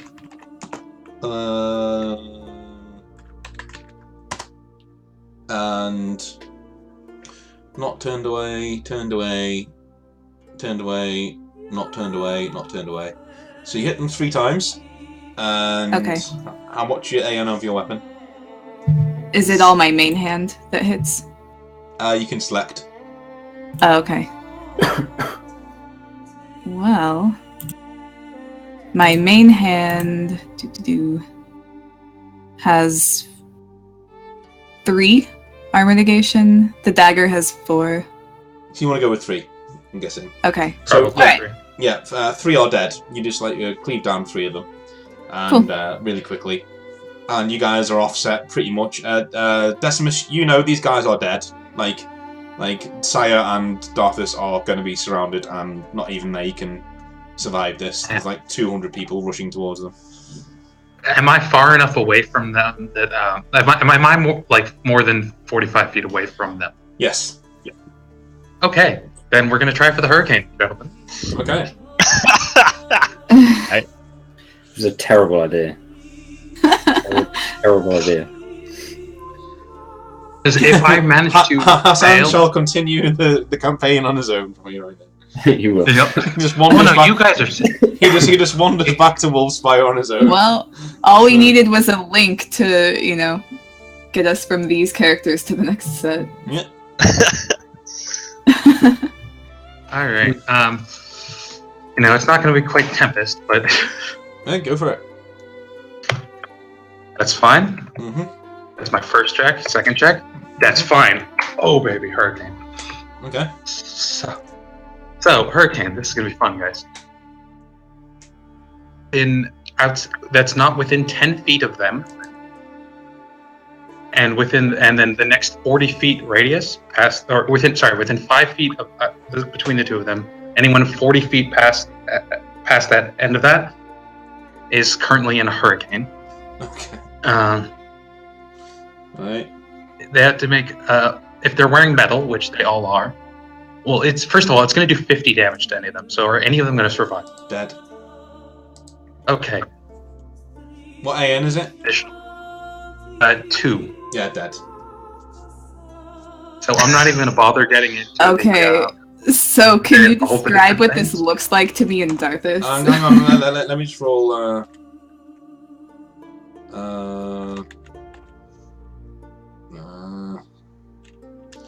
Okay, hang on. D200. Let's see how many died.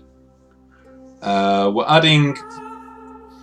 That's a decent, not below decent roll. So we're gonna no modifies this. 70 are dead from 200. 70 are caught up in this. It's as far as damage is concerned, I'm actually I should roll my weapon, which adds another up to another. They're all dead, 20 to David. Yeah, they're all dead. It's not the damage I'm going on. It's your binding roll. If you rolled lower, then yeah, there would have been more. I would have given you like a plus 50 to the D200 roll, but you rolled. It's still 70 dudes with one fucking attack. Yeah, that's pretty. Pretty. I've got 4 more attacks. Okay. Raijin's charge, which makes basically what looks like a thunder god raging through the battle in a line. Fuck's sake. Okay. I wonder who wrote the magic rules. Yeah, I'm just okay. Mind you, I've already with these 2 attacks, I'm going to use up half of my binding pool. Okay. So that's like more than half of my cast for the day. Well, let's hope you don't get any crits. That's all I'm saying. Lord. So that's basically a line 70 feet long with a 10-foot range into their troops. And what does it do? It does basically just like the image of like damage and armor negation. Oh, it does 30. Takes 1.5 extra. It does 45 damage if they're wearing metal, and they can't dodge it. And what's the AN? And that's a terrible roll for that. It's AN 3. And it does actually an additional 2 damage. My staff. D 130. Okay, so there's 15 guys left. Well, shit. Yeah. And yeah, I think I might just So chill. Should I just let you guys take care of that? Well, can someone please describe for me what this looks like right now? Yeah. Like, Well, to be fair, what I think position are Darkus and I in? Well, to be fair, I think the hurricane would just spawn around you, and they'd be able to see shit all else. Yeah. Well, yeah, that's what I'm thinking. Around you. Maintain the hurricane if I want to. Well, it would last for the whole round. So basically, there's a hurricane around you guys. So you just see a wall of wind and water and rain and lightning crackling through the water, and then you see something sort of in the distance. You kind of like yellow soaring outside the hurricane. Are there any other guys inside the hurricane with us who aren't being harmed, like within our radius, or is it just? There's 15 of them. That's where the 15 are. They're inside with us. Oh shit. Okay. So in between looking at Darkus, like, what the fuck is happening? I'm like stabbing dudes. Yeah. Well, they all attack you because it's their turn now. Yeah. Oh fuck. Yeah, You trapped them in here with me. Well, I'm gonna roll to get points back, but I'm not gonna try to fight the rest of these guys because I can't aim into the hurricane. Okay. Cool.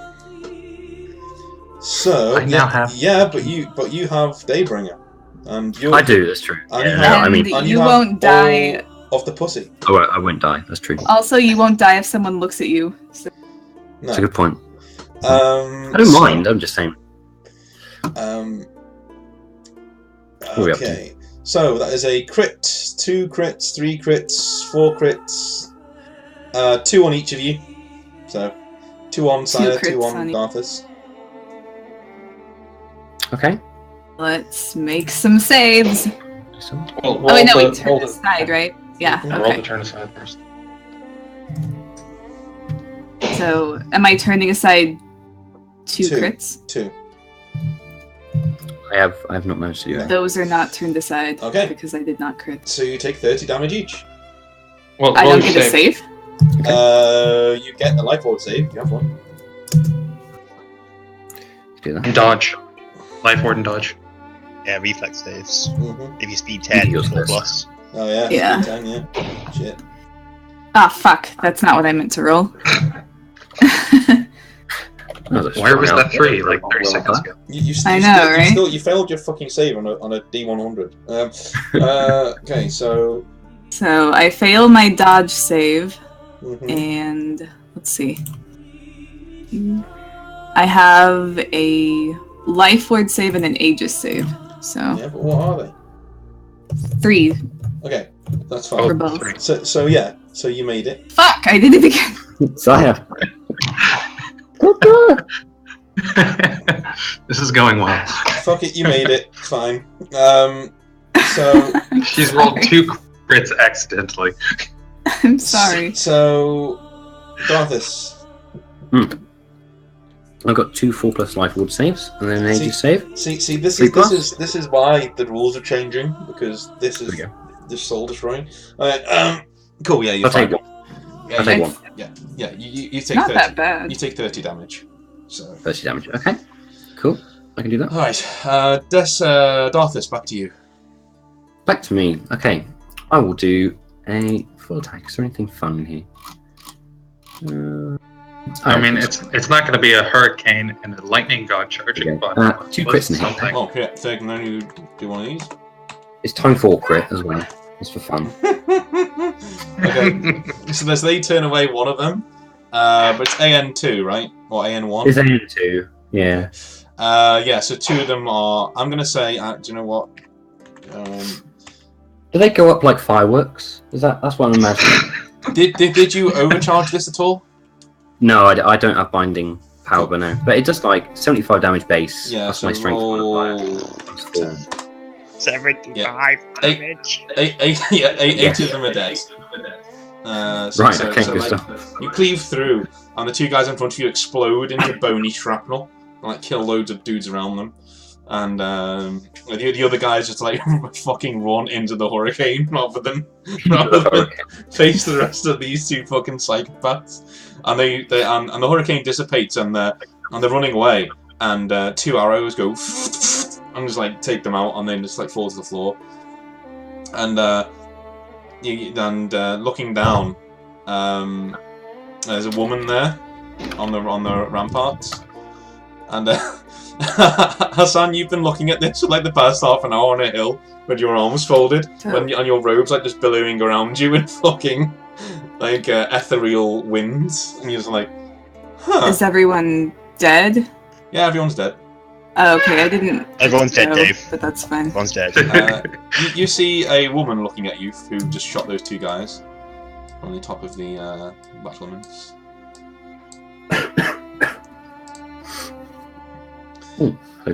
I've been trying to find average-looking women, but apparently fantasy women are all like that. So whatever.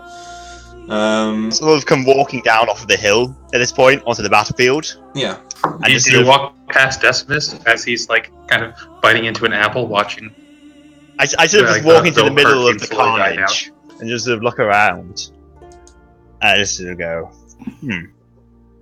Man, even Purse wasn't this bad. Yeah, Tom, they don't have their OP powers yet. I haven't given them their OP powers. I sort of look at them and go, look there, guys. I knew you could do it. You approve, my friend. I wonder how comfortable you guys are with having a hurricane have spawned around you. Because you didn't know I could do that. I've never done anything close to that. I've seen you do some weird shit, like teleport part of a boat onto the place I was standing, but yeah, that caught me off guard. Yeah. Thing, like, dives down into the undergrowth and is followed by a load of her guards. She walks out and she goes, I don't know what that was, but I'd keep him on a short leash. You never know who's watching around here. Do you understand? He just points to Decimus. Oh, I'm sure he can handle himself. Oh, for fuck's sake, you! Smile. Ah, Corthan. Nice to see you again. She's like, rubs her brow, and he says, Ishtar, if you're not here and use my daughter, then just get out of my face, please. I've got a search to do. I was like, wow, we were actually on our way to rescue your daughter when we got sidetracked. I also looked to the others. She goes, I avoid eye contact. She's like, right, okay. Guess we're going then. Go on, saddle up, boys. She turns around to like the load of the dudes who like jump up into saddles. She goes, I'll have horses brought to you. You ready? Horses. Nice to not walk for a change. I take it you know where she is. Oh, of course I do. She goes, don't bullshit me, Hassan. We've been here before. We didn't have to take you in. I just sort of say, want me to find your daughter or not? Yes. Let's go then. Fine. And I'll sort of turn away. Okay, so you will get horses, and you head to the north. And Hassan, you can direct them to where you know where you doubled in front and you saw where this girl was before you doubled back again to get the others, because you could see that there was a little camp there where Rain was being held. Okay. So I'll sort of like point to the camp and like, that's it. That's where she is. I believe Ivar has her. Cool. She goes, you mean like the commander of the forlorn bastards who you just wiped out? Yes, that guy. I'm sure he won't have any hard feelings. Fine. Let's just do this. And she just like thunders down on the horse to the camp. And you guys finally surround the camp. Did any of the survivors actually make it back to report what happened? No. Survivors? They're dead. So Survivors? You obliterated them. Like, from existence. So it's like, as far as he knows, she's still under siege. Yeah. So when she rocked up, he's incredibly surprised. Like, stands up and he gets his great axe out and he's like, what the? And you can see a girl sitting there at the fire, looking not arsed at all. In fact, she's just like her Seriously? Theory? Some of the shit. Yeah. There's a little caption. So yeah, she's just like sitting there, just like her hands aren't bound. She's just like sharpening a knife, and she just looks up and she's like, huh. And like sees her mum, and she's like, oh, and like just stands up, like, and goes to throw the knife at him, but then Corthin like gives her a look, and she's like, and like puts it away again. Spirited child. Mm-hmm. I just sort of walk up and like, family reunions, isn't it great? He's like, I don't know who you Smile. are, but this is my bounty, all right? In case you haven't noticed, your siege has ended. He's like, what have you done with my men? And energetic at this point. He says, I cut in and I'm like, this isn't important right now. The girl, what are you doing with her? We'll be taking her back now. He says, I'm taking her to the Kettle of Mulvade. There's a 250,000 golden arms contract on her. How about, listen, how about we kill the bitch? And he like points at Corfin. We take the girl and we split it. Alright, I'll take 50, you take 200. So, well, that is a rather tempting offer. I'm kind of afraid that's not how this is going to go down. See, you're going to give us the girl, and then that's how this is going to work. So, I was afraid you'd say that. Boys, and like seven dudes just like rise up out of the bushes, and like approach you with like great axes in hand. I think it's time for another spat. Oh. Oh, the bush angle. This is terrible. Right, yeah, let's get ready. Let's go. They basically charge you. They're just charging straight away. I'm gonna need you to all roll speed rolls for me. Oh, goody. Just How to many see what? if you can react and get your. Ha! Oh, the assassins are. Oh my goodness, guys. Oh. Oh, I mean, I have speed 9. I have I'm speed 10. I'm So. speed 3. Yeah, So Hassan I'm will be still doing going well. first. With his 22. Alright. That's a low crit, so yeah, that's. I just smile. I sort of go, and throw a smoke bomb at my feet. Okay, No! but we can still see you. So basically, it creates a 20-foot bubble of smoke, which blocks line of sight around it. No, they can still see you. You didn't say the words. What? I did say the words. I screamed you Hassan did. vanish. Oh, I didn't I hear did that. say the words. I didn't hear that. Did I cut out for the Hassan vanish? Yeah, he Damn cut it. out with the Hassan Malik. I heard it. It's not on stream, so you gotta do it again. So I just sort of chuckle and say, Hassan vanish! And then throw the smoke bombs at my feet. Okay, cool. Like everyone's just coughing, like stuttering around, like stumbling So around. I'll sort of move to where Ryan is. Yeah. Just grab her and just drag her off into out of sight and sort of I heard hunker her down and be like, Yeah, she screams as you do that. She's like, and she's like struggling, trying to get away. I'm like, stay quiet. We're getting the hell out of here. She's like, oh, she's like, it's you, funny hand. And she's like, she sits down and goes, where's Mom? Like, oh, I'm sure she's taking care of herself. She's like, I can't see. Like, shh. Alright, just keep it down, right? We'll lay low. They'll deal with those bad guys. Are you gonna shoot and you'll them be safe. like you did in those stories you told me? And she's like rubbing her eyes at her stinging.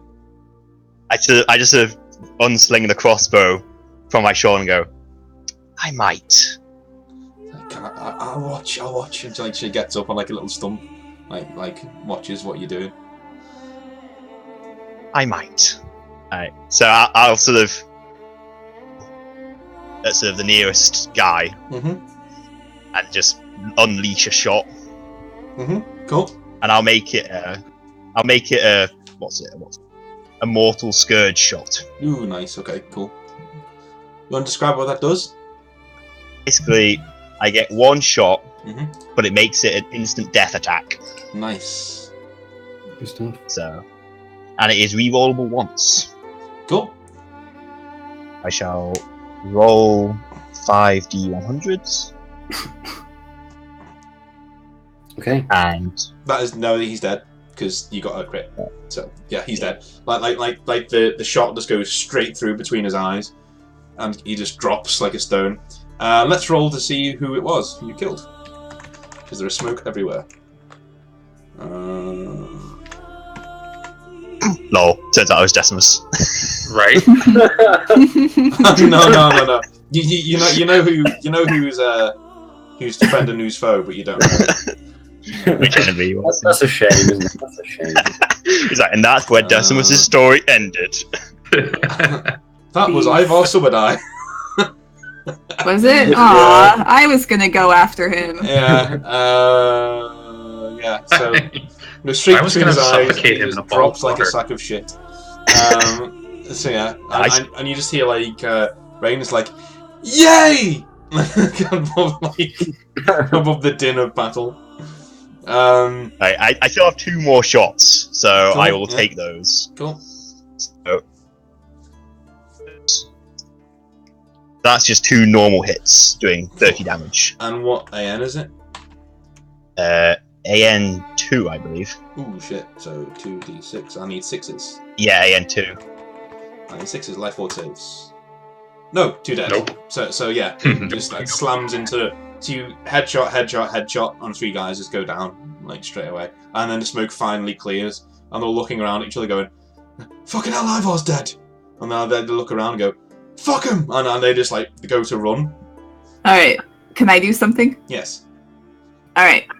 So I have a move that lets me throw my offhand weapon at an enemy. Yeah. And then bound over to them. So Cool. as these dudes are running, I'm gonna throw my dagger at them. And so if this is a critical hit, that means that it's an instant death. Okay. Okay, it's not, but nevertheless, I throw my dagger at them, and, as a result, bound over to where they are, Yeah. and I start And you shredding dudes. Yeah. What damage does it So, do? my dagger does, let's see. My dagger does 27 damage. I need a 6. No, he's dead. The others are running away, but they will pass you, Darthus, if you want to do anything. No, not particularly. Is that all I get to do? Well, yeah, because you bounded over there, but like, the combat's over, really. So They're still running. yeah, there's only 2 of them left. I was trying to get ahead of them. Okay. So she's Corthin like wipes the smoke away, and she just she steps past Darthus and comes over to you. Hassan just like hugs her daughter, and like she's like crying a little bit, and she just stands up and just says, she looks at you, Hassan, and goes, "Thank you." all in a day's work. I just smile. She goes, Hassan Ishtar, are you in danger of becoming a good man?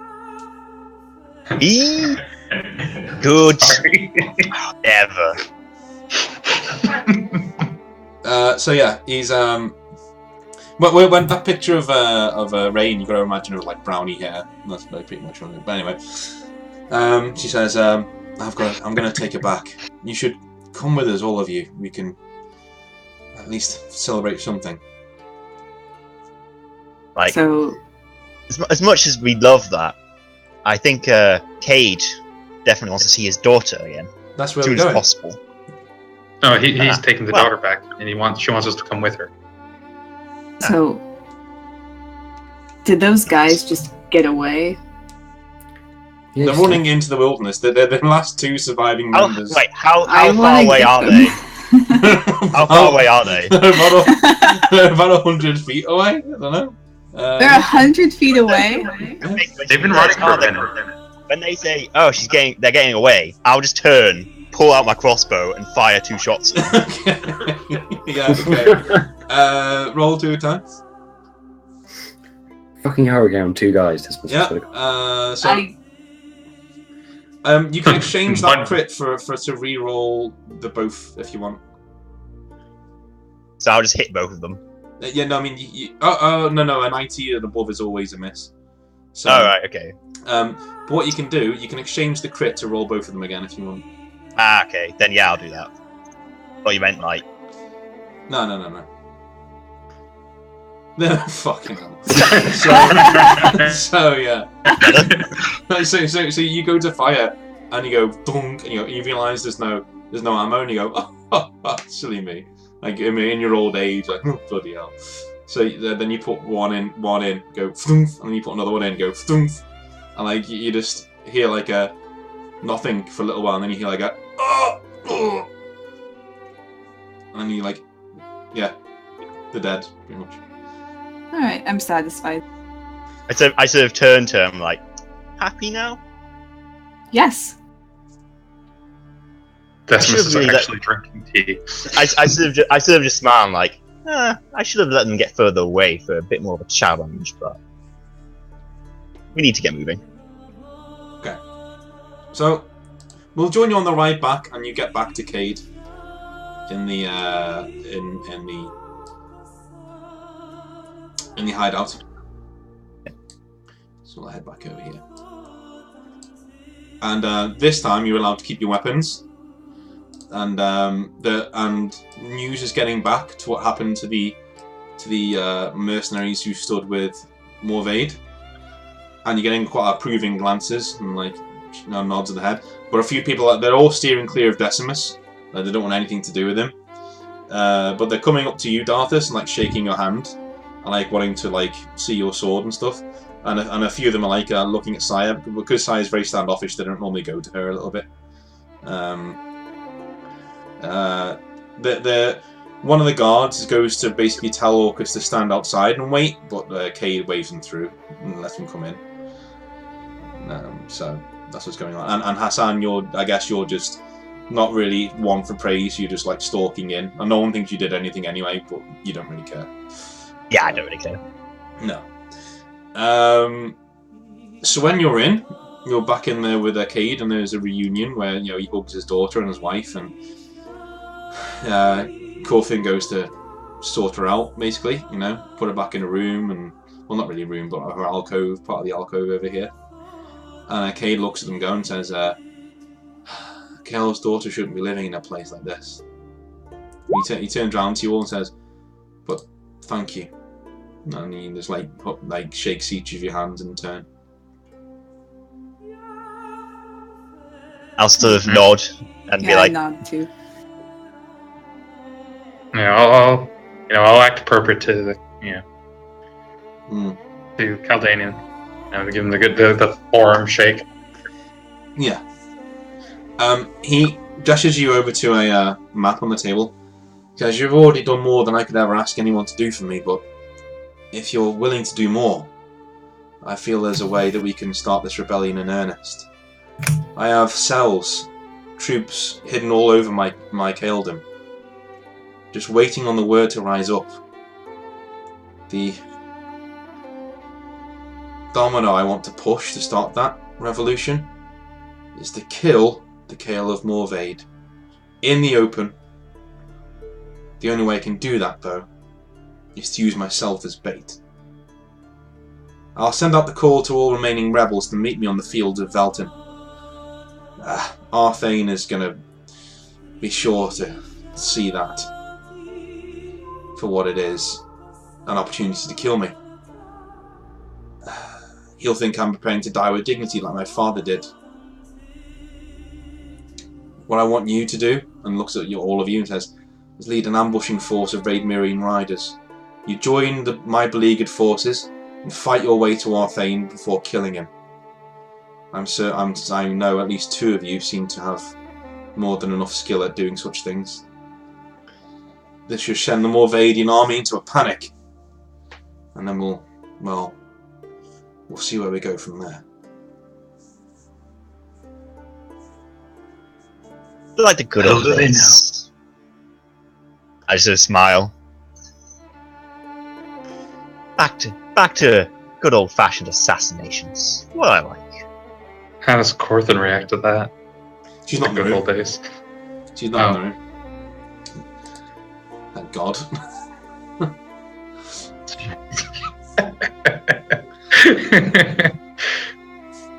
It's like, well, how does everyone else react? Yeah, Decimus is fine with that. Decimus just says, the sooner this war is over, the better for us. There's work to be done. I agree. I think if we want to get, if our goal is to be achieved, then and this is the best way to do it, then we should go along and do our best to do so. Cool. Saya, or are you just being quiet at the edge of the room? Yeah, I don't have much to say about this. Cool. So, this will be the final thing we do in the session then. In that, Cade lays out his plans, and in the morning, he sends out the call and rides out, and he gives you a plot of land. I'm going to show you the battlefield right now. We'll see how we do with this final climactic battle. It's tying up a war that started all the way back at the end of the first Saga campaign. Which I had absolutely nothing to do with in any way at all. Actually, no, you had nothing to do with this. This is not your fault. I actually had nothing to do with it at all. No, this is all Lizzie's fault. But actually, no, it's true. Because if I'd have succeeded in killing Lizzie, then none of this would have happened. None of this would have happened, yeah, that's true. He had 1 HP left, guys. Yeah, 1 HP. This is 1. Doing so well. Oh, she's not bitter about it or anything. Right, so you guys arrive on the battlefield from this direction. Okay.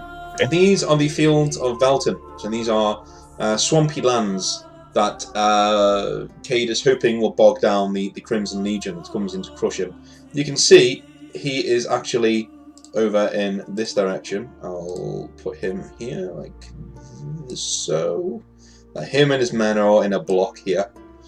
And they're just standing there waiting, and they've actually got the white banners there, which basically means you're surrendering, or if you're in a battle stance and you've got the white banners on, it means you're there to die. Basically, you're fighting to the death. And you can actually see the Crimson Legion approaching from the right-hand side of the map over here. So we will draw them just here. So the right-hand side of the map. There's a lot more of them, obviously. So I'm just going to move them up for a second. There's a lot more of them.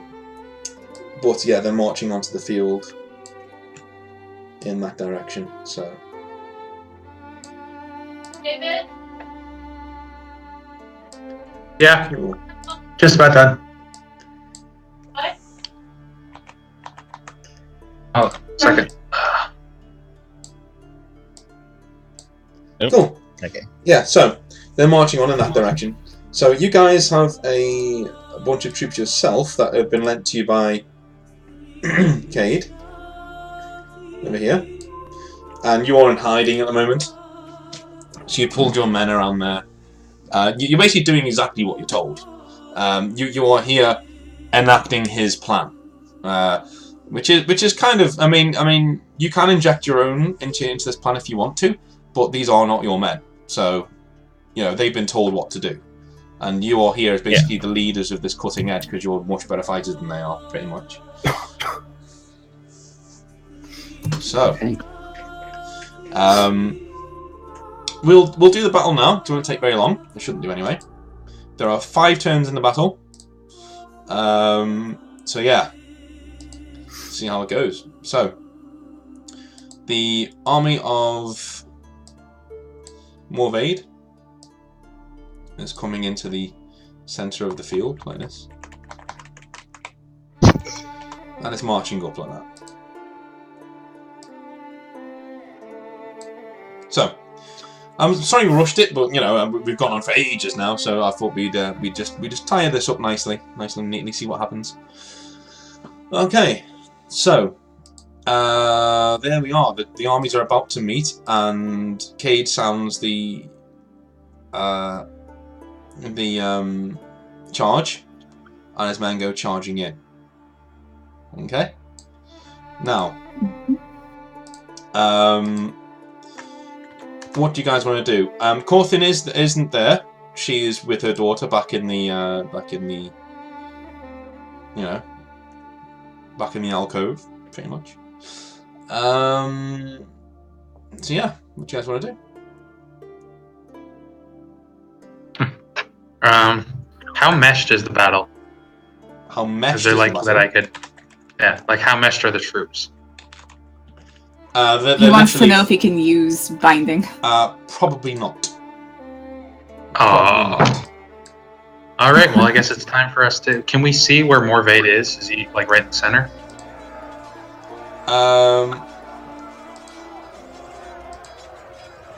He is actually standing. I'm going to put him on the map. He's actually standing.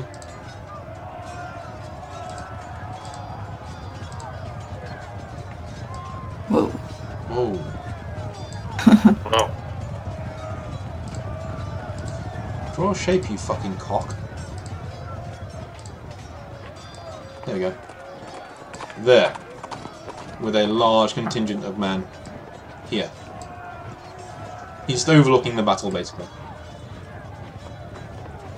Oh. Shall we go get him then? Let's go get him then. I think that's the only way to do it. Alright, so. You are charging. You're sounding the charge, I'm guessing? Yeah, I think so. Can we just charge in quietly and just no? Charging generally quiet. Charging. Oh, I mean, we don't need to be sounding trumpets and whatnot. Can't we? I like trumpets, though. Yeah.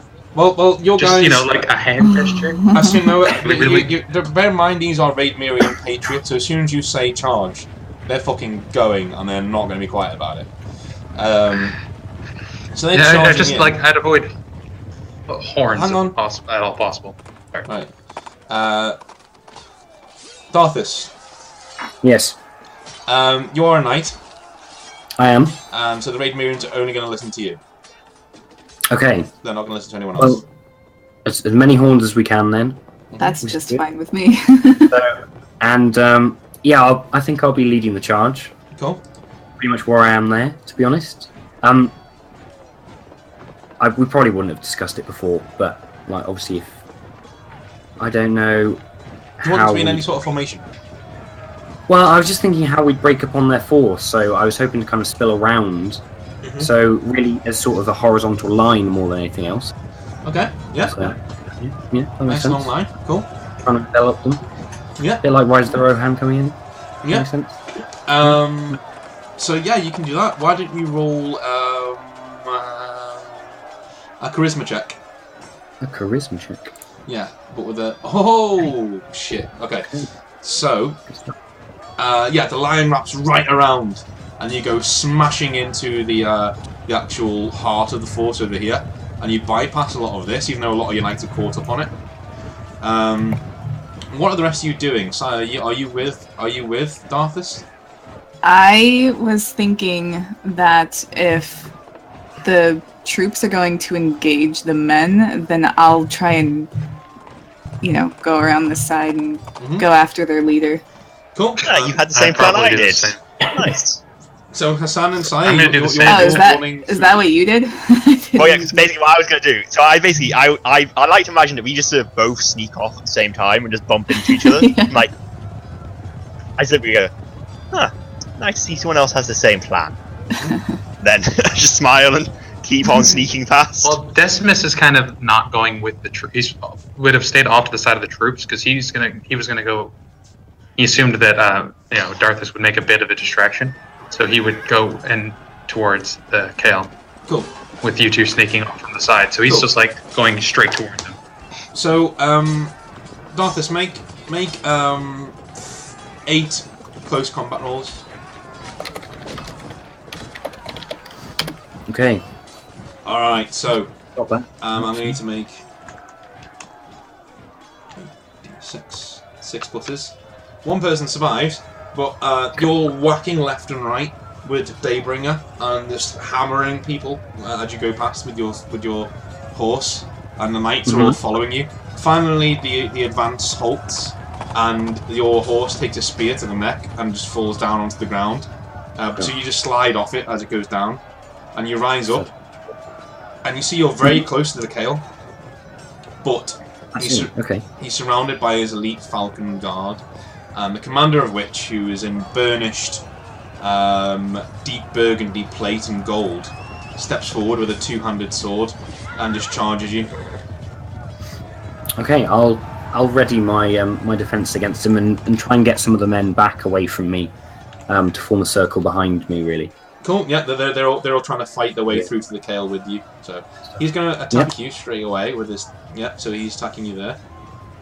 Okay, good stuff. I will. Oh, okay. Sorry. Take that instead. Okay. All 3 go through. And they are AN2, so this will be your life ward save. Yep. AN3, sorry. So if you got a 3+ save. Yeah. And 3, no, still life forward, so 3 4 pluses. And then Aegis, because I'm not using my shield. So 1 goes through. Alright, cool. You are recovered from last time, so you take another 30 damage, but you were on full health, so. I was, that's true. Okay. So you get to attack him back now. That hurt. But that just spurns me on, I think. I'll re-roll 2 of those, I think. So first one and second one. Cool. There we go. So 50, 36. Yeah, all of them go through. And he's going to have to make 6+. Alright, so you kill him. So you parry his attacks, and like you slice his arm off at the elbow, and then as he he's gasping in shock, you whip around and just like bury Daybringer in his torso, and he just like slides off, and all the men around you push further on. You seem to have killed somebody very important, so everyone else is like, sense. Yeah, everyone else sense. Yeah, everyone's surging in. Hassan, Decimus, and Saya, you're all in a group. Well, Decimus isn't. He's like foraging in to try and stay away from the fighting, but trying to get to the Kale. But Saya and Hassan, you see this hero go down, and a lot of everyone balks and starts like backing up, almost to where they're on the Kale. And finally, you can see the Kale standing there, shouting orders to his men. And he's trying to get people to come back from this line up here, but no one's paying him any heed. So, what do you guys want to do? Who has the highest initiative out of Saya and Hassan? And you can choose to give the initiative to the other person if you wish. If you want to work together to take him down. It's speed and perception, isn't it? Yes. Yeah. So I'm 16, so I think you beat me. So. 20. Cool. So, Saya, do you want to try and kill this dude? Yes. Okay, you're going to get 1 attack, because you have to run up and vault into the men. You're going to have to avoid a few attacks as well when you land. So that's how you want to do it. I'll need, if you want to try and kill him now, I'm going to need 3 speed checks. Alright. That was really bad. No, you fail. So you just land in the midst of a load of men, and you get a full combat round now because you spring up. Or you can use your fist power. Oh yeah, what? You just let me say you're check using my- it. You don't need to do anything. You just say you're using it. Yeah.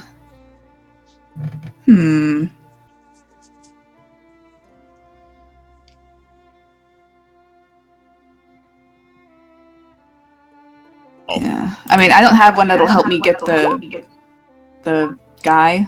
No, you have one that will help you But get the fuck out. Closer to the guy. yeah.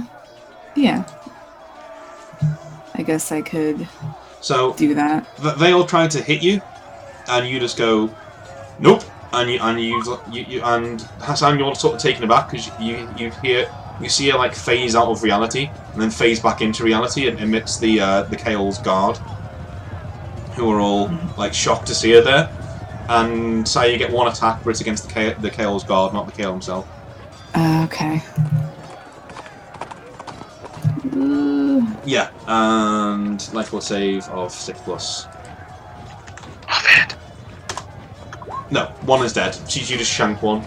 Oh yeah, I do have offhand. And, Do I get that too? Mm-hmm. Okay. So that's my offhand. Another one. Yeah, another one is dead. Cool. So you kill two Thank guys. you, David. I forgot. Hassan, Yes. what do you want to do? So, how far away am I from the Kale? A couple of 100 feet, maybe?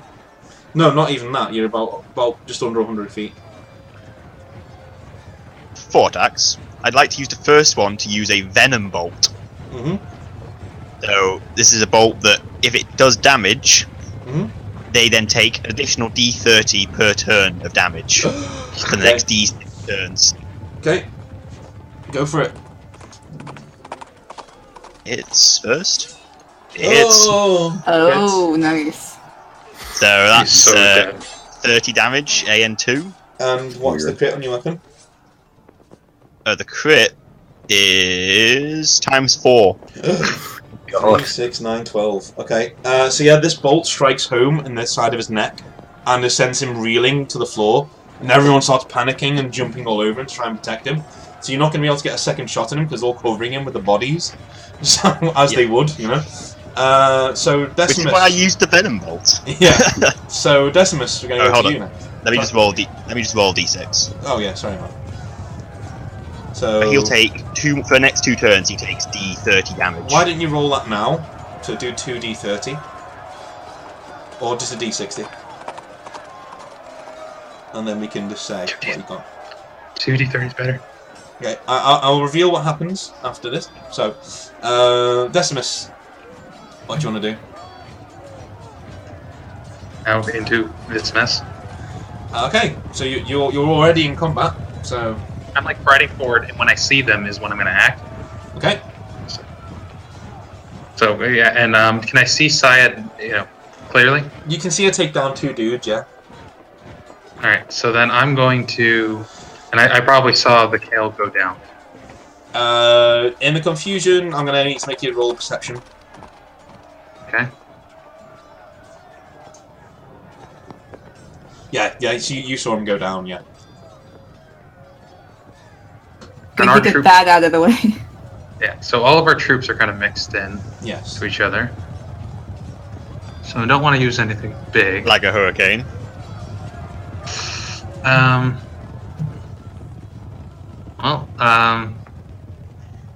I'm going to go with the oldies and just use some frost pillars on these guys, Okay. and just hit like a few of them at a time. Okay. Pick up that punch. So there's one. 5 people. Sorry, yeah, with my level 20 damage per, plus roll 1d20 for your extra damage. So that's 29 damage each. Cool. And they have to not get frozen. Cool. So 2, 3, d6 not get frozen. Fail. No, pass 1. And 2 d6 life ward saves. Fail. So 2 of them dead. And I'll just keep casting those because I can do 4. Well, we can just multiply the same result if you want. I'll let you keep that. Yeah, for that's me. fine. Cool. So 6 guys are dead. You're just flinging these ice bolt spells and freezing these dudes. But that makes your job, Hassan, a little bit harder. Because you go to take aim again, because you catch a glimpse of him, but then a fucking ice shard just appears in front of him, you're like, fuck's. And he's like, you shoot it anyway, but it just shatters the fucking ice. I'd like to just mutter under my breath, "Guy's worse than fucking Purse." So Darthus, was there a guy in the ice pillar he shattered that shattered with the ice pillar? why not? Darthus, a man in gleaming crimson plate steps over the mound, and everyone's trying to stop him from approaching you, and he just shrugs them off. And he has a shield and a long sword in his hand, and he basically just levels his sword at you and goes, "Do you know who I am?" Why don't you enlighten me? Says, "It looks like I'm the new Kale. Dwelt the Crimson Prince." Ah, well, we'll see about that, shall we? See how good you are with that sword. He says, "We will. We'll see how good you are with that stick of fire you got there." This is the weapon of Sarpedon, my friend. He shrugs and goes, "Another fucking dead man," and like just runs at you. Okay, good stuff. I'll let him attack me first. Cool. I'm gonna make him honourable in that manner. Oh dear. Okay. So 2 crits go through. Roll to see if you can deny any of these. Yep. No. So 2 crits go through. Mm-hmm. You are going to go down, unless you make your life roll saves. So yeah, just do your life roll saves. 1 sec. But the 99 will come into play. You will get another attack round before. Oh, I finished. Okay, that's fine. I was just seeing what I had to go. So how many? 2 crits? 2 crits, yeah. Yeah, I'll try and use Aegis. Nope. No. And the 99, roll 1 for the 99. One. Roll for the 99. There we go. Oh, sorry. Wrong one. And There we go. Aegis. No. It's just 1 per combat, isn't it? Okay. So, no. Yeah, it's 1 per combat. Yeah. So you are going to stagger away and go down. Yep. But I'm going to give you a scar for this. You're not going to go Okay. down. He's gonna slash you. So it goes right down one side of your face. So like it's like a vertical slash down over your left eye and your left part of your face. So you go staggering backwards like and you hold your hand up. But then you parry he goes for a killing blow toward your throat, and you bat it aside with the Daybringer, and then you get a full attack round on him. And anything below a 50 is a crit because he scored a 99. Okay. Good stuff. That's what I like to hear. Ready for this? Mm-hmm. So Oh, 2 that's 2. crits. And There we go. 60, 100. Yeah, so the 2 crits go through, and the 84 is cancelled out. Okay. So I need to roll 2d6. Yeah, he's down. So you literally bash him with your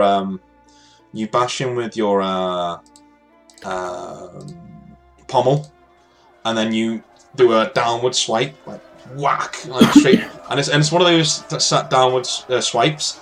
I'm gonna let you decide. Do you want to kill this guy, or do you want to hit him unconscious with the flat of your blade? I think I'd want to hit him unconscious and then just sort of fall to my knees in resignation. At that point, I think this fight will have taken everything out of me, and I'll just kneel there over his body. Yeah, I'm just going to say this. You've just bested the 2 best swordsmen in Kildanian, so yeah.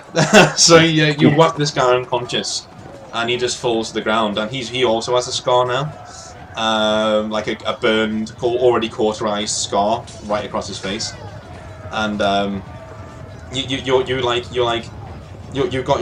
on one knee, and Daybringer is planted into the ground, but your hand is still on its scabbard, on its hilt, sorry. Until you're using it as like to rock as the battle rages around you. And finally, the enemy army breaks, and everyone's shouting, "The Kel's dead! The Kel's dead!" And they start dragging away the guy in front of you. And as they make to get away, you can order your men to chase them down if you want, or you can just let them honourably quit the field. Are they? So they're taking the guy that I knocked unconscious Yes. away with me. Yes. Okay. Well, I'll order them to recover him, Okay. but not to chase down and kill Okay. all of those So retreating. they do that. The guys are like, surrounded. So the battle ends with the one Kale of Morvaid dead, and the new Kale under heavy guard. I'm gonna just pass forward a little bit because we're getting a bit late now. And the battlefield afterwards, and the smoke is just clearing, and Cade is there with Corthin and Rain, and they're looking over the battlefield, and they thank each of you profusely, obviously. And you are there for the summit, a meeting between two young Kales, in Cade and Dwelt, who is the newly conscious and Kale of Morvaid. In exchange for his freedom and a large bounty, he decides to quit his father's campaigns in Raidmere. And as they stand up to shake hands, Dwelt just leans in and says, but we will settle this again, Cade. And Cade just nods and goes, and we'll be ready. And they go their separate ways. And Cade comes towards all of you with Corthin and Rain and says, well, that's peace guaranteed under the rule of the Spire Church. We can't go to war for another 10 years. So, but I wish that meant peace for my Kildom, but it doesn't. You've given me my Kildom back, you've given me my family back, and I will repay that. My fleet, what it is, and my armies are at your disposal. And he's like shakes each of your hands. And that's where we'll end the session for this time around. Okay. So you get another 25,000 men from that. Okay. It's up to you. I told you it'd be worth it. It's up to you whether you want to give them to Kassar or keep them for the Obsidian Wolves in his name. That's up to you. Well, they're going to be part of the Obsidian Wolves. Okay. You're going to have to feed them and clothe them. You're going to have to feed them, clothe them, and all that. But you have a new person who's very, very fucking good at getting logistics. Not all of it's his, of course, but you know. Yeah. So. What are you saying? Hassan, would you like to Yes. plead your case to go with the Obsidian Wolves on their way back? Yes. You can do that now if you want. I mean, I feel like everything I've done is, a pretty good example of why I'm useful. Mm-hmm. I mean, I did kill the Kale single-handedly. You did. And I did, know where everyone was. I feel like that could be a useful set of skills. Trustworthy? So, of course. I mean, I've been nothing but nice. I feel like Hassan has proved his worth, and I think he may be useful to us. I think he should come with us. Yeah, I'm a nice guy. I'm just turn to Saya. What? Saya? Oh, how do you respond to Hassan? I don't. I let you guys decide. Well, considering that you headed and was the biggest rival for the. Well, I mean, do you know that I'm actually the Black Hand rather than not just an assassin of the Black Hands? They haven't actually shown you the hand at this point. Well, I mean, I assume Corthin, calling you the Black Hand is a pretty good indicator.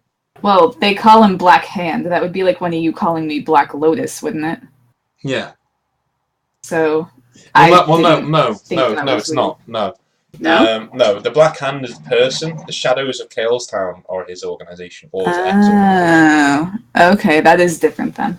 Yeah. Did you make Black Hand? She's basically just gone, hello, Batman, See, to him. yeah, so I'll just tell them, do what you want. Keep writing. Okay. What's the decision, guys? Darthus is clearly for him. It's like, no, I'm just turn to him.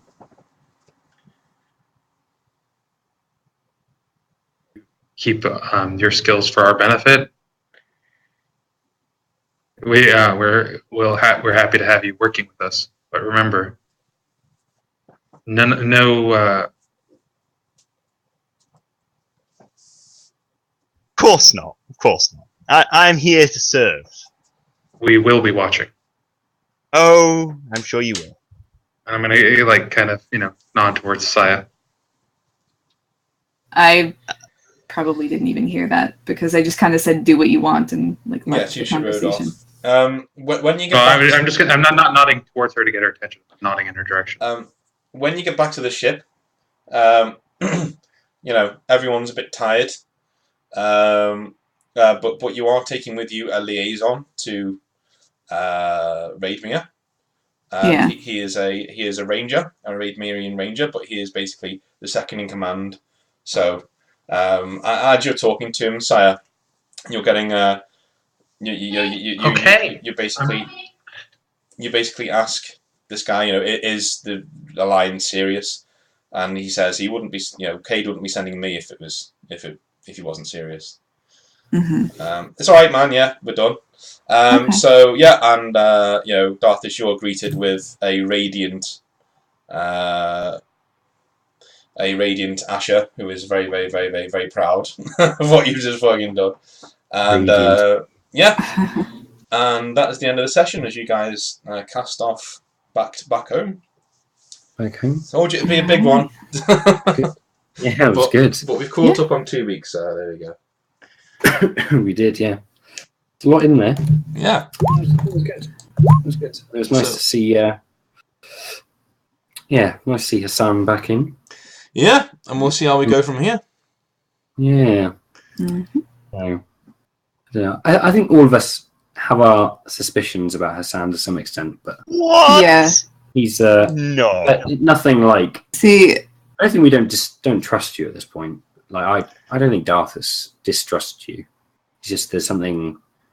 Saya clearly definitely not letting on. doesn't trust him. Wow. That's why I just kind of said do what you want. Well, Because we'll see how we go next time. I'm going to go get a shower, because I haven't got one yet, because we weren't trained into the session. So, thanks for playing, guys. Tom, thanks for joining. Yeah. Always enriching. Yeah, thanks for having me. Yeah, cool.